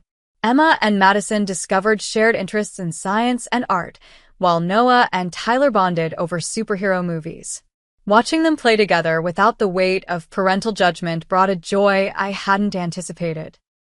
Professionally, the Richardson account had indeed become mine, bringing the promised promotion and salary increase. By February, I had saved enough for a down payment on a modest 3-bedroom townhouse in a good school district, not extravagant, but a significant upgrade from our apartment, with a small backyard and a bedroom for each child. The day we moved in, Emma and Noah ran from room to room, marveling at the space. "Is this really ours forever?" Noah asked, his concept of homeownership charmingly vague. "It's really ours," I confirmed, watching him claim his bedroom by arranging dinosaur figures on the windowsill. Emma approached more cautiously, as was her way. "Can I paint my room purple?" "We can paint it any color you like," I promised, relishing the freedom of ownership after years of rental restrictions. That evening, as I unpacked kitchen boxes, my phone rang with my mother's number. "We drove by the new place today," she said after I answered. "It looks lovely, Ashley. You've done well." The compliment, offered without qualification or comparison, felt foreign coming from her. Thank you. The kids are thrilled to have their own rooms. Your father and I were wondering. She hesitated. Would it be all right if we brought dinner next weekend? To help with the unpacking. Nothing fancy, just takeout. The offer, practical, respectful of boundaries, extended without assumption or guilt, represented exactly the kind of healthy interaction I'd been hoping for. That would be nice, I replied. The kids would love to show you their rooms. 6 months earlier, I couldn't have imagined such a conversation. The legal agreement had created structure, but the real change came from consistent boundaries and the gradual rebuilding of trust. My parents were learning, imperfectly and with occasional backsliding, that respect was a prerequisite for relationship. The family dinner in our new home wasn't perfect. My father made one comment about the modest size of the kitchen, and my mother couldn't resist straightening picture frames I'd deliberately placed at casual angles. But when Noah accidentally knocked over his water glass, soaking the new tablecloth, neither of them reacted with criticism or disapproval. My father simply helped clean up while my mother assured Noah that accidents happen to everyone. Later, after they'd left and the children were in bed, I sat on our small back patio, wrapped in a blanket against the early spring chill. The events of the past 6 months played through my mind like scenes from someone else's life. The confrontation, the legal agreement, the counseling sessions, the slow, painful reconstruction of relationships I'd once assumed were permanently damaged. Setting boundaries with my parents had been the hardest thing I'd ever done, harder even than weathering my divorce or rebuilding a life as a single mother. Family relationships carry the weight of history, the power to wound more deeply than any other connection. Standing firm against the tide of familial expectation and obligation had required strength I hadn't known I possessed. Yet that difficult stand had yielded unexpected gifts. My children were growing more confident, secure in the knowledge that they were valued for themselves, not for their perfect behavior. My relationship with my parents, though changed, held the potential for genuine connection rather than performance-based approval. And I had discovered my own worth, not as the family disappointment, the divorced daughter who couldn't match her sister's achievements, but as a woman of integrity who protected what mattered most. The mortgage payments continued, but they were no longer a one-sided obligation. They represented a mutual agreement between adults, with clear expectations and consequences. More importantly, they no longer came at the cost of my self-respect or my children's emotional well-being. As spring bloomed around our new home, I realized that the most valuable lesson wasn't about standing up to my parents, it was about breaking generational patterns. By refusing to accept conditional love and favoritism, I was teaching Emma and Noah what healthy relationships look like. They were learning that love shouldn't require perfection, that boundaries are acts of care, and that their worth isn't determined by comparison to others. That knowledge, that my children would carry these lessons into their own relationships someday, made every difficult conversation, every painful confrontation, worthwhile. Have you ever had to set difficult boundaries with family members who didn't respect you or your children? What was the hardest part about standing up for yourself? Share your experience in the comments below. And if this story resonated with you, please like and subscribe for more stories about navigating complicated family dynamics and finding your worth. Remember, sometimes the most loving thing you can do, for yourself and for others, is to establish clear boundaries. Thank you for watching, and I wish you strength and clarity in all your relationships.